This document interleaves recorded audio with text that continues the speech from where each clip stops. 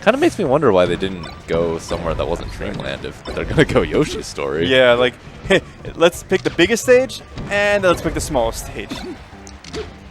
Both of them are really just trying to look for that stray hit to lead into that 50%. Ooh. I don't know why he went. Flashback could use some help getting off of platforms in neutral, I feel like. Yeah, I agree. Gets that jump. I don't know if that was a read. I don't know what this is. Oh, went deep. I think that was probably. That's we'll it. call that a tech flub. Oh! We'll call that a tech flub. Gets the nice angle. The thing is, Flashback doesn't shorten. Yeah. For a round 1 match, these Falcos are still, you know, Nice. sufficiently technical. Nice. All right. Flashback with the first stock lead. Gets him with the turnaround fair. All There. right. Oh, okay, that's good. Got him He before did hit the a ground. sort of like awkwardly timed aerial where he Yeah. sort of took away his ability to take the edge quickly. Yeah. So my voice a is little cracked. suboptimal on that, but Oh, he saved himself. Oh, could have shined out a shield. That could have probably been a good 20% right there. ooh, that looked like a dare actually out of shield. What I do a lot as Falcon is like I'll accidentally dare to. Oh my gosh, I'll dare too early out of shields. I'll just sidestep. You know, Yeah. not exactly a great choice with Falcon. Yeah. Both these guys are just playing really good handles on Falco. Oh my god. Oh my god. That was Nice. that was a real scary dare. He landed super high. Yeah. And it wasn't fastball or anything. Just, I think GT1 or G-Tone. Cheeto. I'm already calling him by his nickname. Yeah. Was just a little too late on any sort of reaction. Ooh. Ooh, that was sick. Would have liked to see some sort of not daring off the stage or off the ledge. Okay. Okay. Gets the grounded double shine. Nearly gets the long range laser reset. That's like sort of the swaggiest thing. Yeah, I love. Oh, I missed there. Close, The down close. smash. Like the idea. Right now, even though it seemed like Flashback had control for most of the game, G-Tone's kind of clawing back. Alright. Oh, good. That chop double laser. Oof. Oof. Tag. Oof. No. These guys are brave. Oh my god. Oh, he could have. The back air hit the Yeah. oh my gosh. Hit the phantasm. Dude, these Rolls in. Nice. nice lasers. Right Oh now. no, that could have been on purpose. Maybe he was trying to do the Yoshi's like short hop dare on the top platform thing. Oh, true, Where you yeah. can like sort of do that. I don't know what it's called. The- You can platform cancel your Yeah. dare. Oh, he tried to shine out of shield. Ooh. Dash attack's so slow that he gets the shine anyways. Oh. This Flashback guy's pretty good. I don't like how he's coming off of platforms just like trying to dare off them. Like I Yeah. really would like to see him do some sort of like a different, more evasive option. Yeah, like kind of waveland down instead of just using an aerial right on the thing. Oh, he. Scary. Oh. Oh. G-Tone gets him with the corner pressure. Still continuing this combo. I don't know if that was an attempted shield drop or not, but has him in the edge guard. That was so good. Alright. And he's dead. Were you talking about the recovery? Because it certainly wasn't the edge guard. No, the recovery was really good. You know what? You can tell both these Falcons are playing kind of floppy because they did the same option off the edge, which is aerial right off. Every ledge single hop time. down air. Ledge hop down air. Alright, I'm going to Battlefield. Sort of like the traditional first pick, but now we're in game 3. I thought one of them would have went Pokemon. Maybe it was yeah, it probably wasn't banned. Ooh. Or maybe it was banned, who knows? Although I think probably Fountain and FD are like the most banned Oh, stages. great. Ooh, I think that was Oh! that must have been like a shortened attempt gone wrong. Yeah. That was actually a great edge guard from G-Tone, though. He caught the mess up from Flashback and went right into a edge guard. Ooh, just in time. Oh. Slides off. This is the Shine Waveland, bummer. Yeah. Nice. G-Tone is really setting the... Interesting. Down air? He jumped into it. That was, Yeah, that was so unfortunate. Like he... well, sick that he missed it, I guess. Yeah. But, Honestly... Flashback jumped into it anyways. Yeah. Kind of a I guess bummer you're for right. him. Thanks for hurting my hype. But still, G-Tone came out the gate this game. No! That's like that's one of those situations where if you hit him with a really weird hit, sometimes you should just like F smash their mistech Yeah. without a care in the world for whether or not they're actually going to hit the tech. Yeah. so many times if you like think you have a surprise on someone, I think it's pretty good to just go for it, you know. No, I completely agree.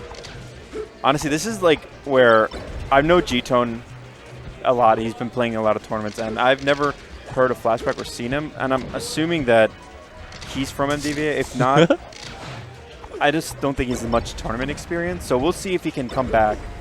Dude, watch him be like a veteran. Yeah, like a god. Like you're just like I don't know. It just seems like he's choking a lot, and G-Tone's kind of keeping a little bit more together. But right now, he's actually keeping it even. Sort of a bummer. Yeah. He needs to take the stock off before G-Tone gets a combo.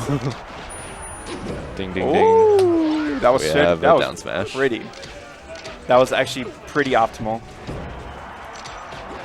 I sort of actually don't like doing the side B if you're not going to sweet spot. Yeah. Well, the thing about the side B is that during the lasers, if you time it correctly, you can get the sweet spot every time. Because you fall, like you do a high side B, and then the laser hits you, and you fall just down below. Doing some motions with his fingers. Yeah, sorry. And you fall down below just to hit that sweet spot. So. Yeah, like, but G-Tone just sort of like mashed side B into his face. This could be it. Oh, that was nice. He shortens into the back air. Oh, all right, well, guys, we'll have to be off because I had to play a tournament match. That was one of those situations where the shorten killed him. So if he had just gone straight, he would have hit him with side B. Do I have a match? Can Nurok play on stream, he asks.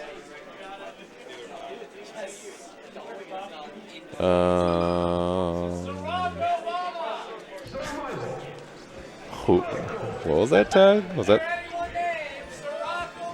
Barack Obama? Interesting.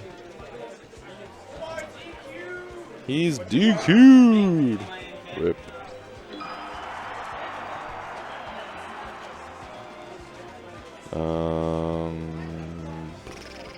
Xanadu. Challenge.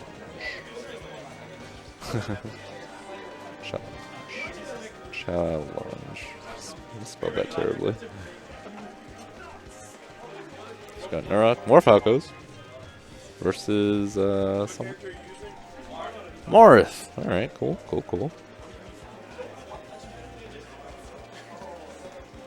Where am I? My gosh, this is a big bracket. Wait, where am I? Hello? Where am I?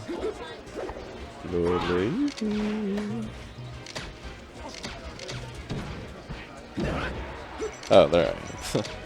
Wenbo unpaid. Reading on School and Globe.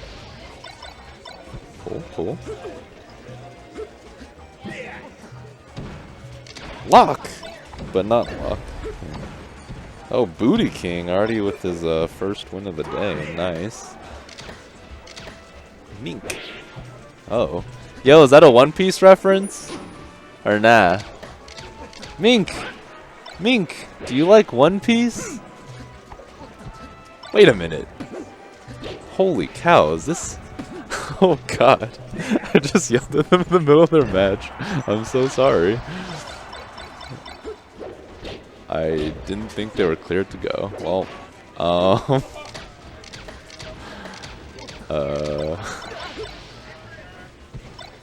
my bad. I hope I'm not the reason for this 4-stock. Nurok not going out enough. Probably could have gone for it. Ooh. I have to play. Woohoo! I haven't been commentating on this because I thought it was still hand warmers. So good luck with that. Oh! What's up, guys? Oh. This is Quist here, looking to solo commentate this thing. Wenbo has to go play his match. So yeah, it looks like we got Nurok versus I'm not sure who the other player is here. Nurok's definitely staple of Xanadu, comes every week. Really solid Falco player. Alright, and striking to Yoshi's story, I'm not quite sure how I feel about this. It's been changing a little bit recently, but this is traditionally a Marth favorite stage. So we'll see how it goes. But Nurok with a strong start for sure. This is one thing that the stage really does for Falco is that it lets you just go ham. You can go in, combo, the platforms are perfect, small blast zones. And yeah, it's looking pretty dominant. It's a little bit expected, but it's always good to, it's interesting to see really good players play against, you know, less good, less experienced players, because you can forget when you watch two good players play just how good they are. You know, like pros make pros look like scrubs. So you see dominance kind of reminds you, you know, just how far the rest of us are from being this good. Yo, Logic, I don't know if it's just this monitor, but it's looking like frame droppy. Okay. Yeah.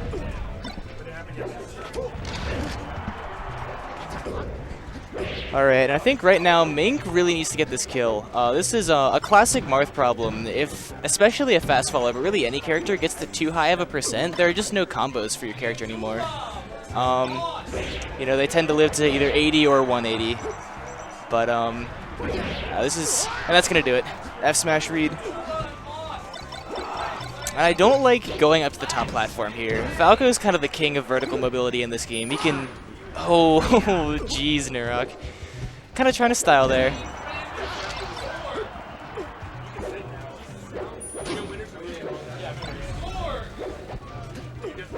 Yeah, this is, Mink really needs to get a grab and get some of those Marth throw combos.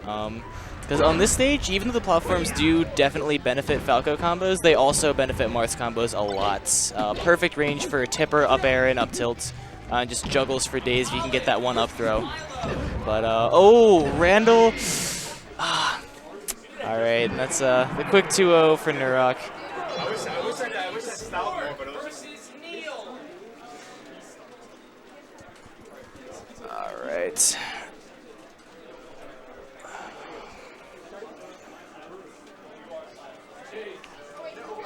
So it looks like we got someone else coming in on commentary here.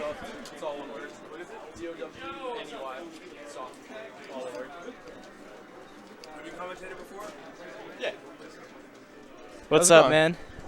So, your tag's down Eastsoft? Yeah, I'm out. I drove out here from New Jersey with some friends. Oh, so wow. Yeah, we just did it for fun. We had a day off. So How long was your drive, man? It was only like 3 hours. It wasn't too bad. That's not too bad, yeah. Beat rush hour traffic. We got here mad Yeah. early and got some friendlies. So pretty I excited to left be here. just in time to get rush hour traffic, dude. It was awful. It's brutal, man. Yeah, like 15 minutes earlier. Could have beat it.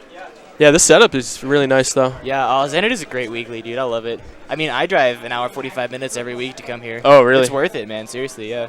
I'm from kind of middle of nowhere, Pennsylvania, 717. Yeah, Pennsylvania. Is Yeah, we have some tournaments, but nothing like this, really. even I feel like the Philly scene, it's there, but it's like pretty small too. So But the thing is, that's a further drive for me than this is. I just, like, I'm almost MDVA, honestly. yeah. I come to more Xanadu's than, like, any other events. I mean, if you're friends with the players, and this Yeah. is where you like reside half Yeah. the time. Well, the players here are really cool, too. That's, like, they're just willing to play with people who are a lot worse than them, give advice, you know. It's like, That's it's important. a good place to come and get better. Yeah, that's important. New Jersey can be kind of cutthroat at times, but we have a good crew. Who are your best players? I know you have Swedish Delight, right? Yeah, we have. I think right now on the GAR-PR, it's like Swedish Flex, J-Flex, and Oh, yeah. Sizz are like Yeah. the top three. But we have like a lot of people that are inactive that could, you know, easily take the top spot. Like we have Well, that's Strick. basically anywhere East Coast, West Coast, man. Yeah, There's East, so East many Coast has old-school the players. killers, like Yeah. the hidden bosses everywhere. All right, now it looks like we got Peanut Phobia versus, I'm not sure who the other player is, but Peanut Phobia is a really solid Yoshi. Yeah, I've heard of them. Oh, he's so fun to watch, dude. I love seeing characters that people don't play that much. Yeah, Yoshi's definitely one of those. Yoshi versus Mario. Dude, let's go. Yo, I think Mario can like do okay against Yoshi too. Mario could do better than okay against Yoshi. Yeah. This is like, He can kind of combo with up airs if he catches him without a jump well, too. also, he has a Sheik chain grab, basically. The down throw for Okay. Mario is pretty much the same as Sheik's down throw. That's pretty funny. Yeah, and even like the thing is that makes Mario bad is that he doesn't have good hitboxes, but Yoshi doesn't either. So this is a surprisingly even, if not maybe Mario favored matchup. I mean, he is higher on the tier list, right? No. Technically, I don't even know. I Is he? really don't. know. I don't know where it actually is. I know Yoshi should be higher because Mario kind of sucks. Yoshi kind of sucks too, but Mario sucks more. Oh, they're going straight into it. I thought it was a hand warmer at first. Oh, really? Just because of crazy All right, platform. yeah. And one thing we're gonna see, I actually kind of know this matchup because I have a Pocket Yoshi and my friend has a Pocket Mario. So when I say kinda, I mean that at the most basic level. But I mean, any little bit counts. We're gonna see a lot of down tilts and back airs from Peanut Phobia and Neutral. Those are Yoshi's 2 really good neutral moves. They both seem back air- to be back air handling has the matchup pretty a well, good though. disjoint and auto cancels, and down tilt is like kinda shine-ish. Like it has that set knockback, 2 down Yes, tilts at any yeah. percent kill kind of thing going for it. Oh, these eggs are amazing. I love them. Yep. You never want to be above Yoshi. Yoshi's up air is pretty disjointed, very fast, and combos you. It's a little like, somewhat like DK's, not quite as good. Yeah, this is looking surprisingly easy. That or, cape is even, really safe, honestly. too. Yeah, yeah. I'm not sure who Jokal is, or Jokal, or however you say Wow. that. Oh, but, that ramen noodle. yeah, Peanut Phobia is an established, very solid player. Yeah, and no, Jokal is yeah. keeping up so far. I'm liking this match. Yeah, and that's one big Stay. weakness Mario has in this match is that if he wants to get a kill, he kind of has to just F smash. Unless you want to get them to like 180 in Nair or something. Or maybe up smash. But Well, like even a so. smash attack read Yeah. is the point. There's no like Yoshi has fair like the stompy kind of combos. He's good edge guarding. Even his Nair. Yeah. Yeah. Yoshi's Nair is has good kill combo, but you kind of have to like you see there. Its hitbox is That was an amazing down horrible. smash. It's it actually, you know how he like sticks his leg out like that? Oh, yeah, it's the front- hitbox there's no goes hitbox, out yeah. further behind him Yeah. than it does in front of him. It's ridiculous. They're like, I feel like Yoshi's one of those characters that could be so much better with just a little bit of tweaking, you know? Not that I'm advocating for that, but Yeah. if it could have been designed just a little bit different, man, you know? Oh, that's unfortunate. Yeah. And one thing I wonder if we're going to see from Jokal is, you know about the wall jump up B tech that Mario Yeah. has? Yeah, it's But very Battlefield, difficult. though. But yeah, but if we see maybe a Yoshi story pick or a fountain, you can definitely see that. It makes his recovery much better, which Yeah. is definitely needed because Mario recovery is lacking. Oh, nice smash jab. Yeah, that was Get good. out of that jab reset. I don't know how I feel about the double jab because Yoshi's jabs are actually very strong moves. Yeah. So if you double jab, and they know that they're like supposed to smash the guy out, they'll probably get it. Could have been a missed input. You never Yeah, know. that's true. All right, and these eggs we're gonna see a lot of. Ooh! Wow. You know what he was going for there? The Yoshi like ledge grab tech, where you run off the stage, hit back, and double jump. So that would could have killed him. probably killed him. Yeah. Yeah, I don't know for sure. I've never seen that before, but I guess luckily he held imagine Y to get that's the what- full jump. Yeah, exactly. Well, actually, that doesn't work in Melee. That's a. Yeah, that's. Oh, I don't really understand. I never play characters that have strange double yeah, jumps. I yeah. can't stand it. I don't know if you're referring to the Paper Mario version. No, of no, I'm Yoshi, not.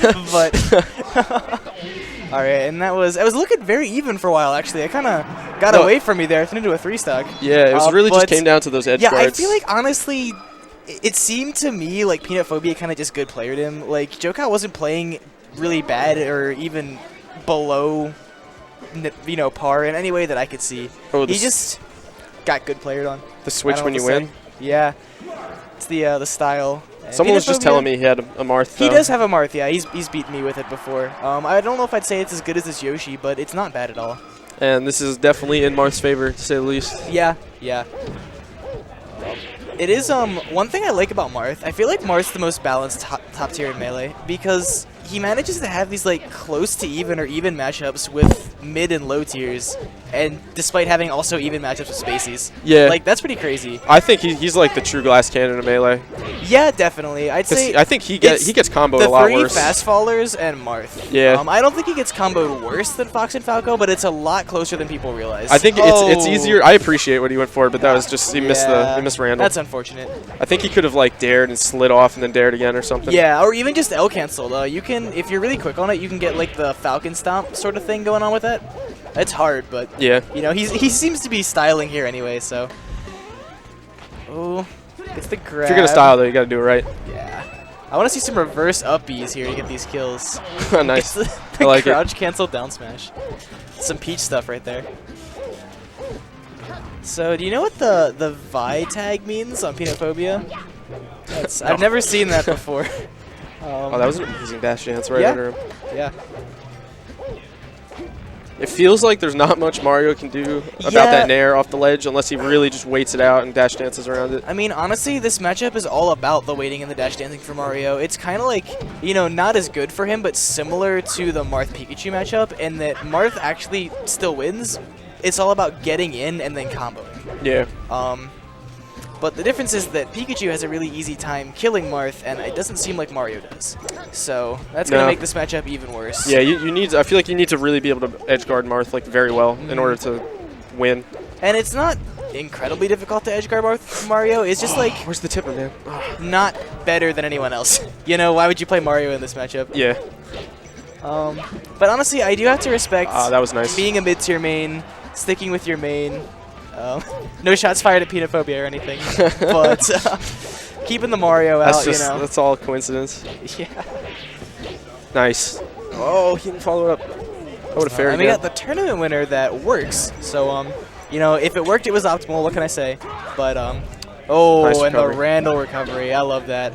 So what you saw there was the downward angled forward Which tilt does from nothing. Mario. No Does- hit back. It actually, people think it's useless. Not useless. Amazing jab reset. That's not Yeah. sarcasm. It really is. But never use it if you actually want to hit them because like he was at 129 and literally didn't move. Mm-hmm. That move does nothing. Ow.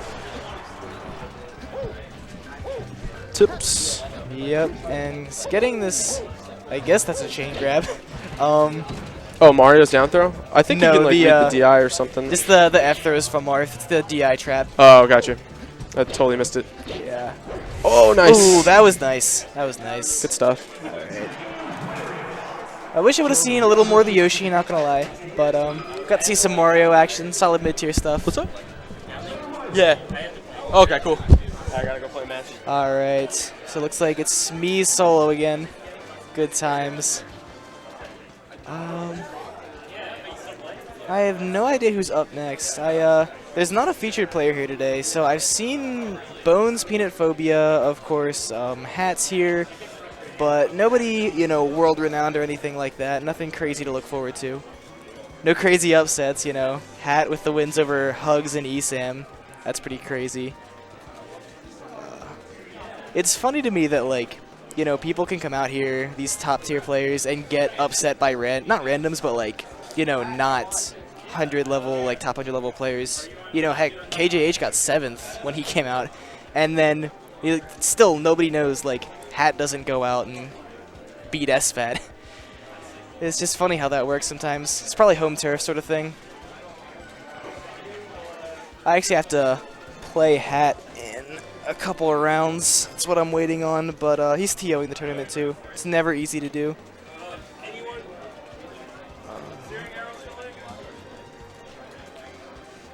Alright, and it looks like it's going to be a little bit...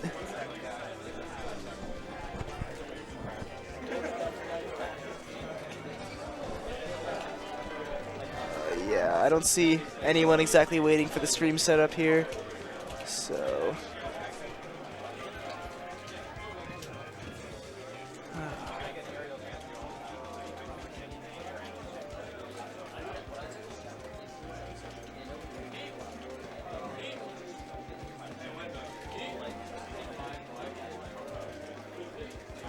Alright, we got the CEO logo going on here.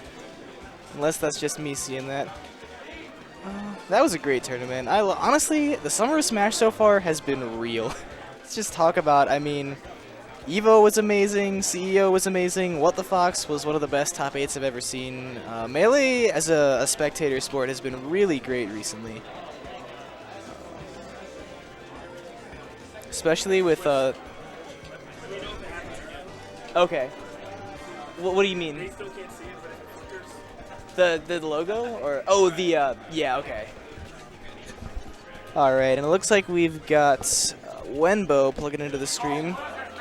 It's a really solid MDVA Fox player. Actually, a lot of people don't know this. He took a set off of AMSA at CEO last year, which is a pretty big deal. AMSA being usually ranked in the top 30s or so. Really solid. And also, I think that would have been in part because of his practice with Peanut Phobia. He definitely has more Yoshi experience than most. But still, very impressive upset. Alright, and we got him versus Searing Arrow. I'm not super familiar with Searing Arrow's melee. He has a Lucario in that other game that I know about, but we'll see how this goes. Looking like, I think the Sheik is Searing Arrow, and the Falco is Wenbo. Falco is usually Wenbo's not counter pick, but what's the word? I don't want to say joke character, because it's not, but character that he uses when he's not trying so hard.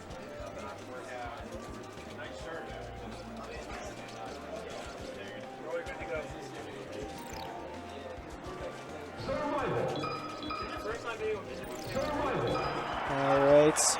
And it's interesting that Searing Arrow, I assume anyway, being the Sheik, is wearing a tag, because usually Sheiks don't opt for tags. It lets you or your opponent see much more easily where you're recovering to, because during the poof, the tag actually moves while you're invisible. So maybe not the best of decisions, but... Oh, you know what? He's just wearing Peanut Phobia's tag from the last set. Come on, dude.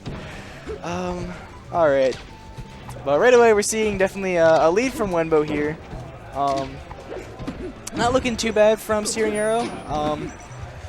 Keeping it together, but oh wow, and brings it back just like that. I don't know. Wenbo doing the reverse double lasers from the ledge, looking a little shaky, but he's smiling. It's a good sign.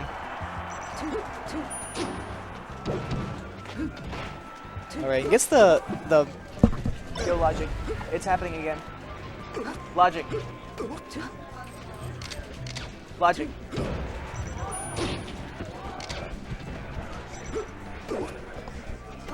Alright, and still in the first stock here. Looking like dropped edge guards from both these players. And the shorten onto Randall. Let's go, Wenbo. Oh, playing for the stream, man. I love it. So much spaghetti here, though. It's unfortunate. Falco shouldn't even be living to 110, let alone 180 in this matchup. But Searing Arrow is still getting the first kill and immediately gets back aired within seconds.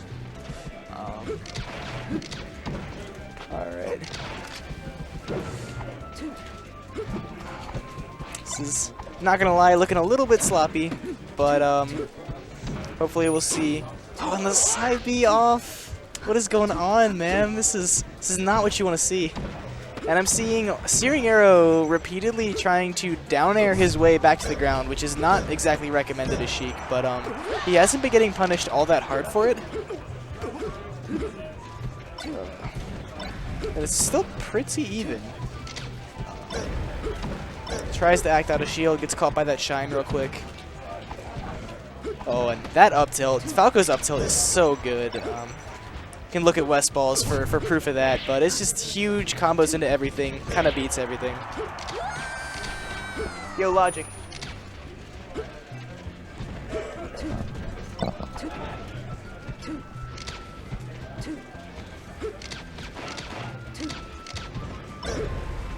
Alright, and we're seeing a lead from Wenbo for the first time here. That's, honestly, it's what was expected, but Searing Arrow holding his own here for sure. Barely, I don't know how those needles missed. That, weird. And, ooh, definitely, unfortunate miss there on the drop zone. I definitely would recommend, as a former Sheik player, wall jumping when you're at that spot. And, oh, gets, no! There's so much spaghetti! Oh, man. Alright. Well, Wenbo won, so we'll just wait for the next one, I guess, and change his tags to another random tag on this setup. I don't even know what that's supposed to be. E something T.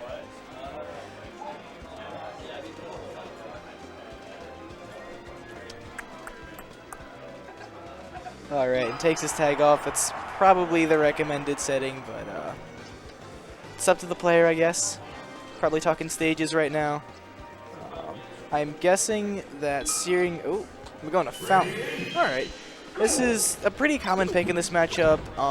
Falco has a harder time lasering and shuffling here. It's not horrible for him, but it's a weakness, and that's better than none. Spaceys don't really have bad stages in the sense that other characters do. And immediately missing the ledge dash, that's really unfortunate. I'm honestly seeing a lot more flubs from Wenbo than I'm used to. Side being off the stage in the first game and then immediately killing himself, but seems to be getting back into it. And he's bringing the percent lead, well, percent lead anyway, not stock lead, but getting the damage on Searing Arrow for sure. And yeah, it's already almost even after immediately killing himself on the first stock.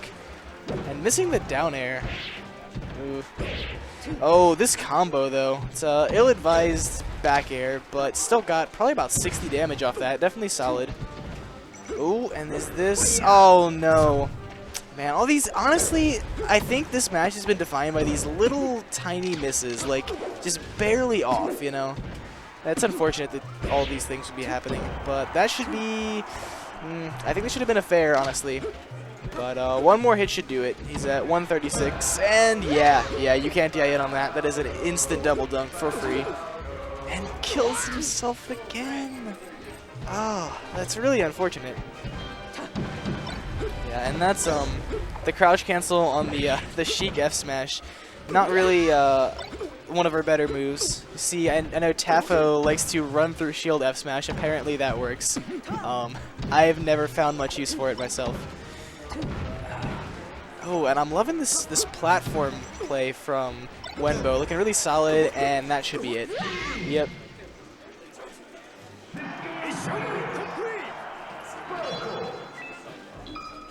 Yeah, that's that crouch cancel is really big for him. That's in Sheik versus Spaceys. Crouch cancel is a huge deal. You really can't get much other than a grab as Sheik until 30 to 50%. And that's it. Wenbo is getting a lot of openings off of unsafe approaches into crouch cancel from Searing Arrow.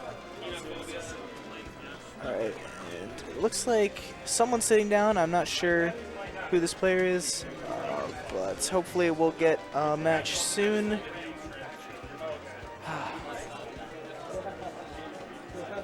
I still haven't even played my round 2 set.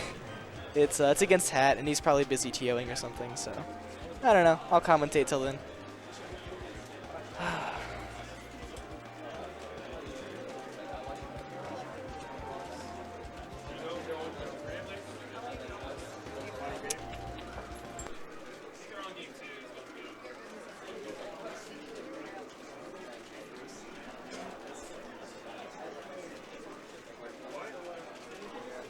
Yo, you're seeing this, right?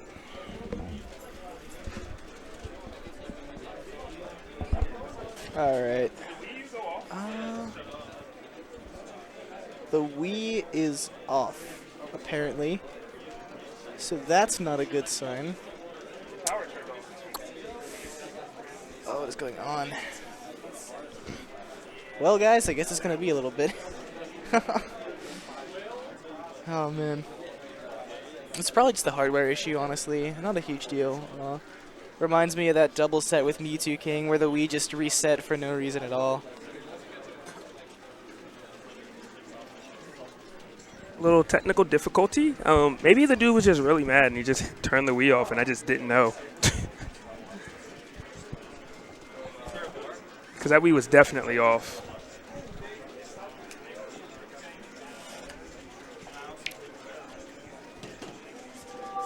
Alright. We got that nostalgic Wii menu sound. Takes me back to when I was a kid. Down with the feeling. And hopefully we can get some more Melee going on soon, It did it guys. again? It actually did it again. That's a problem. So maybe we need a new Wii. Or I'll try a new power cord first, and if that continues, then I'll get another Wii.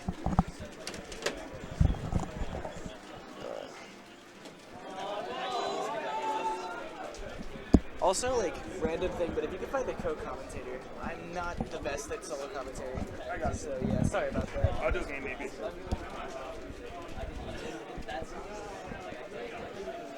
Alright, we're working on this, trying to find a new power cord here, see if that's the problem. I hope it is, because I hate to hear about Wii's going bad, you know. We don't make them anymore, so there's only so many that we have. Gotta play this amazing game on something, right?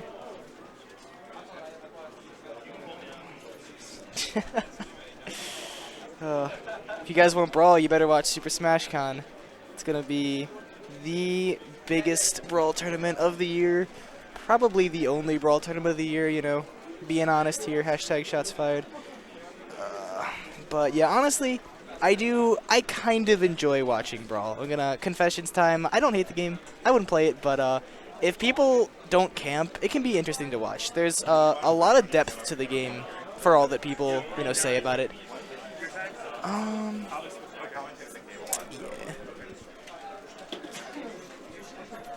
All right. Looks like I got another commentator coming on here. What's your tag, man? HOP, Hop. All right. Having a little bit of technical difficulties right now. The Wii is turning itself off. A little bit salty, I guess. Yeah, it happens sometimes. We have an exciting set coming up. It's Conman versus Peanut Phobia, it looks like. All right. Going to be very exciting. I obviously am very familiar with Peanut Phobia. I'm not as familiar with Conman, but I have Conman heard is a the Puff name. player. Puff player. All right. Very solid, lives in Northern Virginia, I believe. Yeah. Whereas Peanut Phobia is a College Park kid. Peanut Phobia number 20 RPR, very solid player. Yeah, definitely. But Dan Con definitely is making an argument for him, Yeah.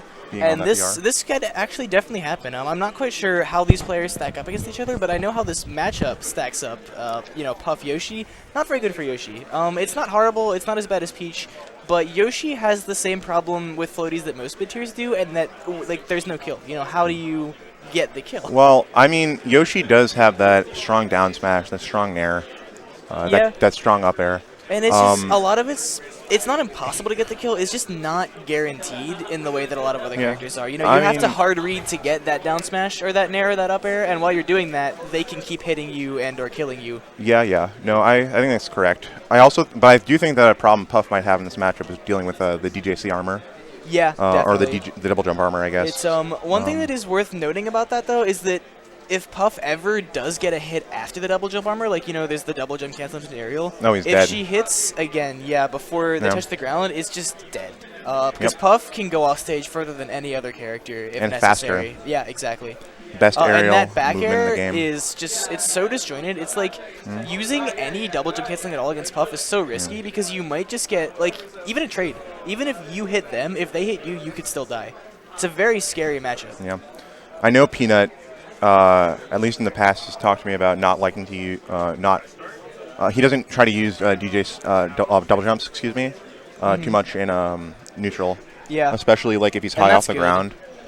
Just because it's a very useful move, but it's very dangerous for Yoshi to lose his double jump because he just doesn't have any other recovery options. Yeah, definitely. And honestly, one thing I will say though, people sleep on Yoshi's jump as a recovery. It's not incredible, but it's not bad at all. It's got a lot of being height and a lot of nearly impossible to edgeguard is a pretty big deal, honestly. It's to edgeguard Yoshi, you basically just have to have one of the moves that can do it, like Pikachu up air or Luigi down air, things like that. And it just so happens that most of the melee high tiers don't have it. Peach has a lot. Peach has Falcon, fair, Falcon and has smash. a lot. Yeah. Fox has a lot of stuff. I think Falco's shine at higher percents to break it out. Falco, the thing is, it's actually not percent based for set knockback moves. Falco's shine will break it at 0. Falco's shine. It's not set knockback, is it? It might Yeah, have a set I think it knockback, is. but it has a. Maybe it's a high base knockback because a set knockback move is like Fox's shine. Yeah, you're right. It's high base knockback. So it's got a high base knockback. But yeah, it's high enough to. Yeah. Well, I can hear my voice and his voice. I can't. No, I can't hear. Oh yeah, I actually just did hear the Wii. Yeah. Oh, okay.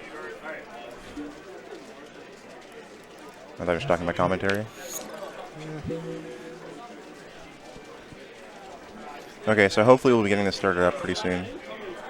Yeah. Get back. It's really unfortunate get back to melee. to have technical difficulties like this, but I mean, with a setup like VGBCs, it's understandable. They with streams like this, high quality streams like this, it's completely understandable that you run into a couple of technical difficulties every once in a while. Yeah, definitely. But we have good melee coming up. People forget that even though Xanadu is pretty famous, pretty well watched, it is still just a local.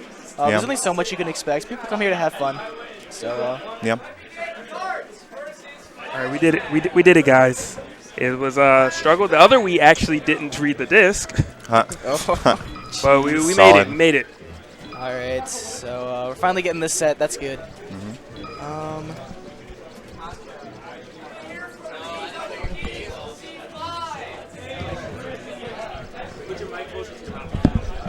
Am I good? Okay, and I actually don't know a whole lot about the stages in this matchup. I'd imagine that, as usual, Yoshi probably will not want FD because of the lack of platforms. I But, think that what Yoshi's going to want is he's going to want stages with low ceilings. Yeah, definitely. I think that he's going to want platforms to shield drop out of. And I think that I'm not sure. Yoshi can get off of his forward smash. Definitely. So I think that if you get a stage with thinner sides, that's also Yep, good. and what it comes down So- to is having those closer blast zones means that when Yoshi does get that hard read that he needs to kill, it's going to matter more. You know, an F smash might kill at 80 on Yoshi's story, but it's going to probably kill at maybe 120 or 110 on Yeah. Dreamland. And that's a big difference when you only get a couple of those in a game. Yeah, that's true. We're seeing some hand wars right now. Yoshi throwing some eggs. Puff back Aaron. Yeah, this is... Wait, is this the match? Or No, this is hand button warmers. warmer. Okay, I was going to say. Button check. It can be a little Waiting hard to to tell see. with floaty matchups. I mean, No shots fired. I saw Peanut wipe his hands like right at the start, so Yeah. I'm not surprised. Let's see some shield drops, Peanut. Come on, I know you need to practice them. Yoshi has probably the best shield drop in the game because it's weird. He doesn't get shield stun the same Yeah. way that any other Well, character he gets. just doesn't have shield stun. Yeah. I guess the assumption Um, was that because he can't jump out of his shield, Exactly. it doesn't matter, but Exactly. it definitely does matter. Yeah, So, so he has the best that's shield an drop out of the advantage. game. But the flip side of that is, again, not being able to jump out of your shield means Yeah. that without platforms, or even just if you're not on a platform at the time, you have really bad shield options. But that does create an interesting dilemma for Puff, right?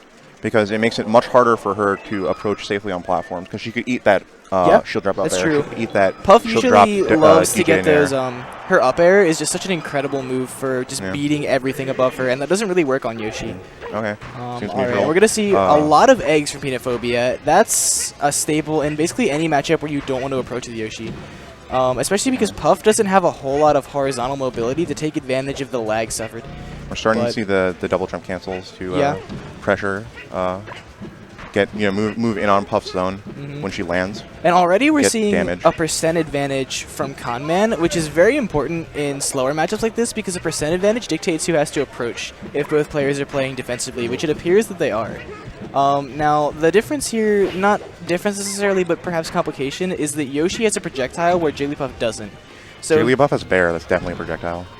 well, it's big, but it's not a projectile. It's not. I swear it goes from across the- half of FD. Yeah. It's pretty big. So that's Um, interesting. Okay. And that Um, was a really good side B from Conman. It looked like it was kind of a read on Peanut Phobia's jump use, where he was going to get back or not, but he did. Some simple stuff, yeah, some the pressure shield from Peanut pressure. Phobia. That's actually, that F-tilt Yeah. on shield was definitely not safe, but it's looking like Conman either doesn't quite know the matchup or just didn't want to challenge it, which is fair. He also Um, frame trapped him with the down smash right It's there. coming from experience as a floaty player. You don't really want to challenge a whole lot when you don't have to in matchups that don't have good kill confirms. Because you don't have to rush. Nice. You have the back air and the rest combos and things like that. So why would Yep. you try to jump out of your shield right Good away stuff. and get down smashed or So S that's smashed? going to be a big thing that is good for Peanut in this matchup is that he can catch Jigglypuff's jumps with up air just like Fox can. We're starting to see the combos come out from Peanut. Those up airs, the shield drop up air right there. Zoning with the eggs. Control over center right now just through the eggs. Yep, definitely. And getting this damage is really important because when Conman gets the stock. Nice. Oh, and Yep. yeah, Yoshi's ledge grab box is actually very far down on his body. It's unfortunate. He's got those stubby little T-Rex arms. So it looked like he would have been able to grab the ledge, but he can't. And Peanut looking for more jump reads on Conman. He air dodged out of the way that time, but you should look out for those. And see right there, that's exactly what I was talking about. He wanted Conman to try to hit him out of shield so that he would miss because of the F smash nice pullback pressure. and then get hit. Yeah. Oh, okay. And nice that was nair. tricky. Definitely a bit of a risky side B there, but that's side B's a risky move and a rewarding move. I So mean, you got to make you the know, decision. Do you want to also- go for that? What kind of puff do you want to play? Yeah, and also like we're not the best players in the world. Sometimes we panic.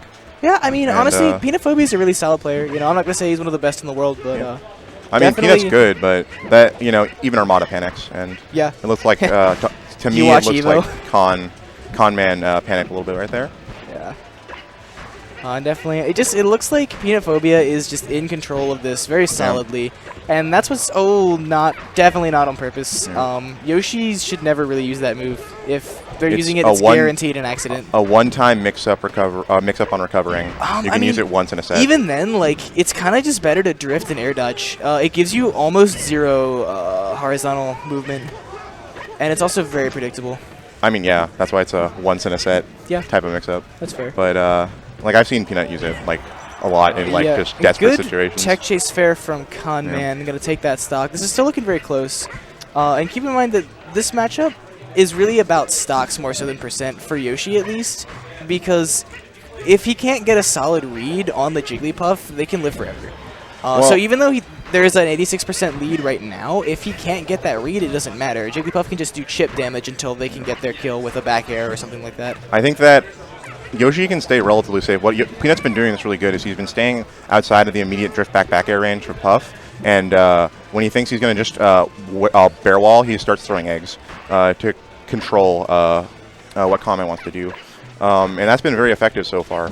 And add that with that could happen, or the fact that Peanut can just sort of safely up air in the center stage to call out Conman's jumps. There are viable ways to get those kills. Well, there's no such thing as a safe up air from Yoshi in this matchup, honestly, because unless the options are to do a regular up air at a short hop and then hope the Puff can't drift under, or to do a double jump canceled up air and hope the Puff doesn't back air you after you double jump. And neither one of those are totally safe. I mean, yeah, that's sort of whatever. It's not the most important. That's not the point we're looking at. Sorry. Anyways, even stock, good edge guard from Dan Con. This is a really solid game, honestly. Catching his double games. Yep, nice. Eating that bear just to get that nair, get the damage in. Just movement from that solid platform movement. Shades of Amsa there for a second, but honestly, that's one thing I think about Amsa that nobody else has is the movement. You know, there are other Yoshis that can do the parries and to an extent the combos, but like that platform movement that Amsa has is just out of this world. It's the reason that he's as good as he is, by far. Dan Con is really, or Conman, excuse me, has really taken this game back. And now we're in a crucial percent because the back air is going to take Yoshi out of DJ armor now. It's really important. So now it becomes a lot riskier for Peanut to be using that in the neutral game. And that actually, I don't know if that was on purpose or not with the DI, but he edge canceled the hit stun on that fair, which is really good for Puff because that could have turned into a tech chase scenario, which could have turned into a death. And yeah, that's going to be it for Peanut Phobia. You can't come back from that. Really, really solid game. This is honestly really cool to watch. I love seeing uncommon matchups. And despite Jigglypuff being a top-tier character, she doesn't have that many players. So from both sides, this is a little bit uncommon as characters go. One thing that was interesting was like the sort of adaptation that Conman started to make. I feel like he started to space in a way where it was ambiguous whether or not he was in range to bear or not. And because of that, it became more dangerous for Peanut to throw eggs. And he started getting clipped for throwing eggs. Yeah, definitely. And to throw eggs, you definitely have to have some space to give up, which is a big weakness of the move. The reason that eggs are so good is because of edge-canceled eggs. Eggs on the stage, not horrible, but not that impressive either. I mean, I think at that point that's mostly like for zoning measures, and it was working for Peanut for most of that game, but Dan was just able to get a few really good trades to catch Yoshi, and then he was able to start building up damage, up. I'm not sure if that was on purpose or not, but it's interesting how Peanut Phobia was going for those backwards egg tosses behind him instead of just going forwards. I know he's very, like, he uses eggs very well. I've seen him. Yeah, definitely. So I'm pretty sure that stuff's probably on purpose. Ooh, nice does pound. He have? Okay, he did have the double jump. That's good. I like the pound usage from from Conman. Yeah, just because it's such a high knockback. Correct me if I'm wrong here, but I think that does break super armor fairly easily, right? Fairly early. Yeah. Just because it's got such a high knockback move. Oh, and see, that's what I'm talking about there. He baited the out of shield option with his jabs and then leaned back forward smash, like as the forward smash actually leans your character hurtbox back. And 20% more, and that could have been a kill, which is a really big deal. Big thing that Yoshi's on Pokemon now. And that means that up airs are going to kill so much earlier. We saw one kill at like 90 or something. Or definitely. Or like 100 or something like that. And honestly, but now it's going to kill like 90. Puff's up air can also get kills. Not nearly as effectively, but that move is a lot stronger than people give it credit for, and especially on a low ceiling stage like Stadium. Oh, this is that was really risky. But here, actually, I would recommend that Conman just kind of gets out of here. Yoshi is one of those characters that can do really well at getting moves out quickly and then getting back to neutral really quickly with double jump canceling. Trying to jank this man right now. You see the smile on his face. Oh my gosh, that egg. Oh, jeez. Yeah, that's... Oh, he lived. Oh, where's the down smash? That's it. And see, like, even... They're smiling. Look at Peanut. I don't completely disagree with fighting down there because they were both at very high %, but I don't know. I don't like to do it personally because it almost feels like I'm just giving in to chance, So much jank can happen when you're up against the wall like that, especially with no stage to play on. That was very nice fair. Like, Conman's going for a lot of, like, nice trades at higher percents, and that's, like, really closing out the stocks for Yoshi a lot faster. And it's also important to note that he's trading with the moves that it doesn't really matter that much if he's hit by. Yeah. If the puff's already at 150 and you get hit by a back air, like, who cares, Oh, nice. Now the up air, it's a little different. That was a good read. Yeah, that was really good. I think Dan... Did he double jump below him, like, with the initial dip? What happened was he sank down, and he wanted to make Conman think he was going to do a double jump to cover him jumping. So he dipped low and then covered him not double jumping. Okay, yeah. It's a good mix-up. Yep. And that's the kind of thing Yoshi has to go through to get kills in this matchup. But Peanut Phobia is doing it. I definitely think, based on how close last game was, even though he did lose, he can absolutely bring it back, make the reverse 2-0. I think that the onus is on Peanut right now to adapt back to what Conman adapted to. Yep. Because just him starting to do those trades that he got later in Game 1 has really started to change it. Nice setup. I think that was a combo. Yep. I did not know that was a combo. I knew it was off the ledge, but that's interesting. Eggs do have a... Oh, and there it is again, the lean back into the S back air. Yep. All right, to the tech here. Goes right to the platform. I noticed that Peanut Phobia doesn't do a whole lot of ledge stalling with the eggs. I'm not sure if that's a personal preference or it's just It's not fully invincible, so it's not safe at this %. Like, it's not. I don't think it's a good idea against Puff. It's more like if the Puff actually comes over and fights through the eggs, then you can just get off the ledge. I think that's like just so dangerous because, as you were saying earlier, it's so hard for Yoshi to deal with Puff because of her aerial mobility, and just clipping him out of his double jump means so much in the matchup. Yeah, definitely. And just playing with her at the ledge like that in a non-invincible move seems like a bad idea. Almost killed, not quite. Yep. Definitely one more up air. Yeah, and it's interesting that because Peanut Phobia has the lead, he's making Conman approach him. Like, definitely, this matchup's being played like it should be. Both these players are really trying to hold on to their stocks, trying to play conservatively. And it looks like it's working out. If Peanut Phobia can get this kill, it's going to be a 2-stock-to-1 situation, which in slower matchups is actually a lead, contrary to Mango's famous saying. Just looking to find probably a nair or an up air here. It's pretty unreliable to try to down smash Puff because she doesn't like to stay on the ground very much. If anything, you want to F smash, which we've been seeing a lot of. Right now, Peanut wants trades. Oh, and yeah, just to see, by double jumping there, he did a very, very slight mix-up on the timing, which was enough to draw Conman out of his shield. I think Conman expected it to hit lower, and he tilted his shield down, exposed his head, trying to break his shield there.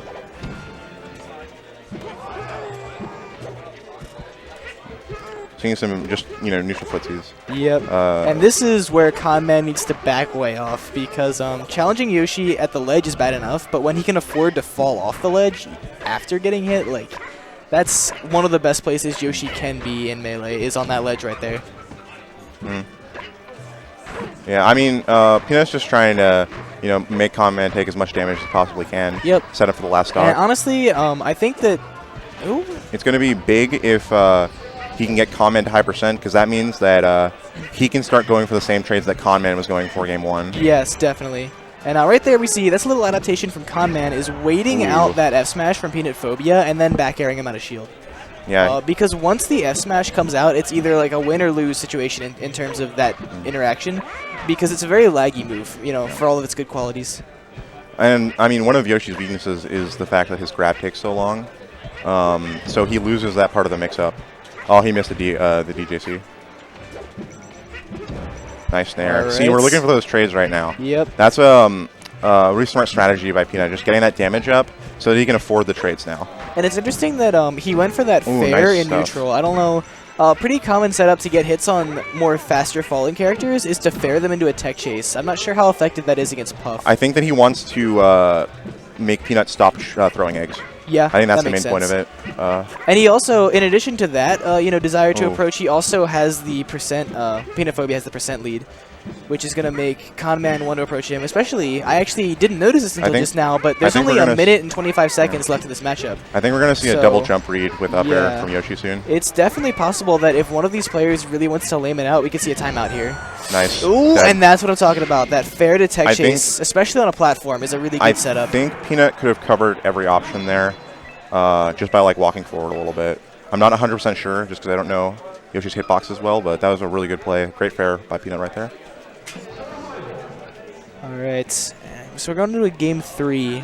I don't know a whole lot about the stages in this matchup. I'm guessing that Peanut Phobia would ban FD or what's it called, Dreamland. Both of those stages are really bad for Yoshi. I think that Yoshi should go to Dreamland in this case. Really? Yeah, It's just- I platforms fe- are so important. Well, the difficulty of, I mean, yeah, I guess you're right. I just feel like it's going to be really hard for Peanut Phobia to get those kills. And considering that Conman has been either, beating him in a last stock situation or losing in one, being on a stage like this is going to make a really big deal. I don't know. I guess Peanut just has to get a couple more good reads, but it's easier to say that than to do it. I mean, I think that it's so important for Peanut to retain the ability to have the shield drops.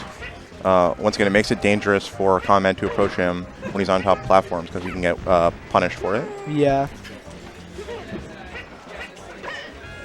I think I'd like to see Peanut Phobia going onto the top Nice. platform a little bit more, because with the wavelands and shield drops and things that Yoshi has, it's a Nice. little difficult for Good Puff to parry. challenge someone who's that high up.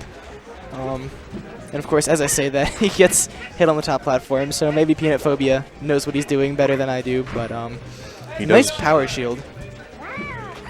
Although, interestingly, Yoshi's power shield actually doesn't mean a whole lot, because the most important aspect of power shield, behind reflecting projectiles, of course, is that it lets you act out of shield with anything. You don't have to jump cancel or anything like that. But Yoshi still can't jump out of his shield, so it doesn't do a whole lot Yeah. for him. He needs to be able to. That's why parrying is so important. Yeah, uh-huh.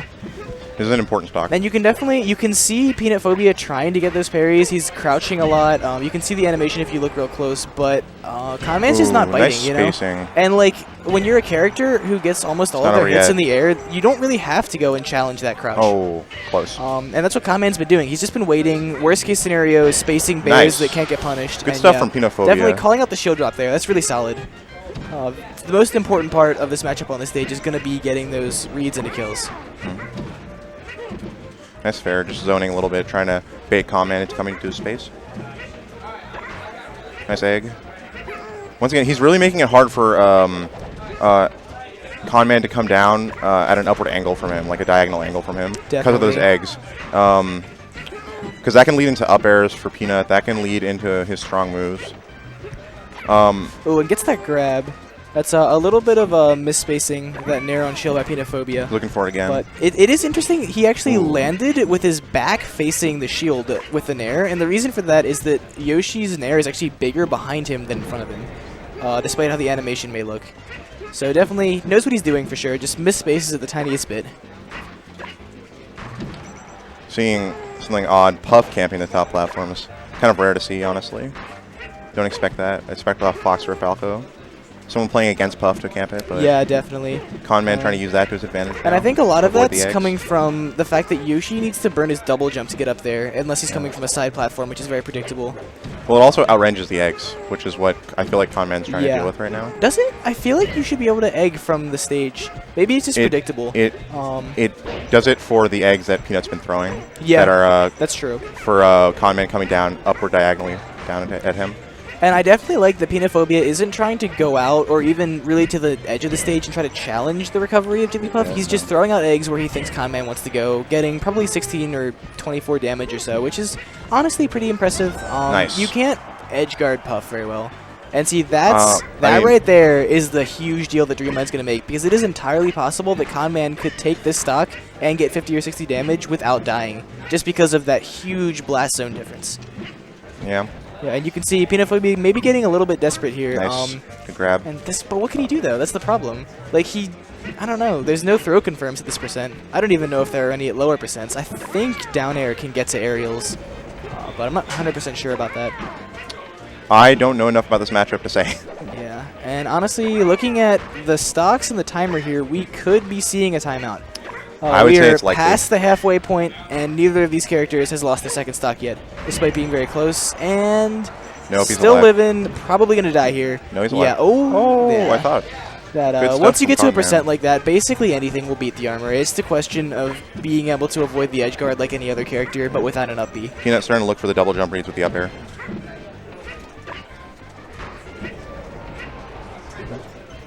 Just controlling center. That's I think important for Peanut to do right now. Just stay. Oh, you messed up. That's really. I mean, it was unfortunate for both of them. I don't. Oh no. Yeah, Pound lasts so because- long. Peanut's getting a little desperate for the Yeah, stock. definitely. It's And the It's so situation hard you to laid out play this just matchup and excellent- keep your definitely composure. just happened. He did get 60%. Still, I think it's preferable to go into FD. That double jump read with the up air. Conman holding center stage. Keeping Peanut in the corner with the back airs. Yep. Playing the And it looks platforms. like He doesn't need to go Peanut's down gonna now. try to play that egg game, which is honestly what I'd recommend. Conman is definitely camping him a little bit right now. I mean, with the amount of time left, I think it's smart. Okay. Yeah, I was a little worried there for a second. Wasn't sure if he had his jump, but still had it. Reliving. Oh, Dying off of a. Oh, does he? wow, he had That's a so double jump? stressful. Yeah. If he would, to die off of a double jump miss like that in a matchup like this on a stage like this would basically be the game right there. Yeah. Especially, the mindset of him like, I just killed myself in a matchup that might take 8 minutes. That's not a place you want to be in, especially on stream. Yeah. Still, Peanut playing this this high percent game pretty well. I think at this point, all he wants is just to get more damage on the puff. It'd be great if he Definitely. could get a kill. Oh, he got something? No. I think that Conman SDI'd that jab up, and then it just shielded immediately. Otherwise, he would have gotten jab reset into down smash. That would have been very good, definitely. I think Yoshi has one of the Wow, easier trade. jabs to SDI. Just in. Oh, is he gonna? No, Oh, not that was quite. so close. And see, most characters could have done that, just based on grab boxes. But Yoshi's is definitely not very good. It's very far down on his body, and it makes it harder to grab ledge out of situations like that.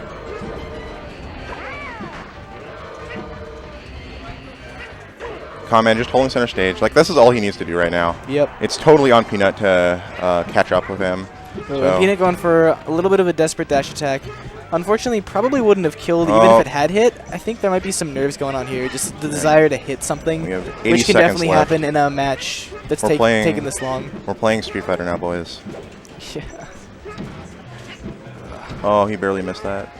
And Peanut's just looking for something right now. Yeah, He's it's trying to get some hit. Struggling. unfortunately, I mean, people might complain about this, say it's cheap or whatever, but at the end of the day, there's a reason why most people don't play Yoshi. It's because he has less options than other characters, and that's what's Nice. happening here. Can I get it? I hate to say it, but it's the truth. I mean, it's fair. There are tears in this game. Oh, and Conman doing the smart thing and just waiting out. Running away now. Peanut just needs something now. I want to Anything. see a little more platform movement from Peanut Phobia. He's not doing, like, when you see Amsa play a character that Yoshi has a hard time approaching, what he does is just wave land all across the platforms as fast as possible to just, like, do it as a dash dance almost, to confuse them until you can get in. And it's looking to me like Peanut Phobia is trying to play very carefully and instead playing somewhat predictably. Well, he was playing very grounded and trying to rely on the eggs. Looks like we're going to get a timeout. I don't think there's any way that Yoshi Yeah, can do this this. is not possible, unfortunately. And congratulations to Conman for beating a PR player. Yep, It's good stuff. good stuff, good stuff. One more? Oh. Peace out, homies. Sorry for the resident sleeper commentary. I'm just a boring dude. Laid back guy. Don't worry about it, man. Alright, and I am still here, still commentating. I actually have to play Hat in his round 2 match, and I don't... Oh, I actually do have a match. Looks like Hat played, so I'm going to hop off commentary, talk to you guys later.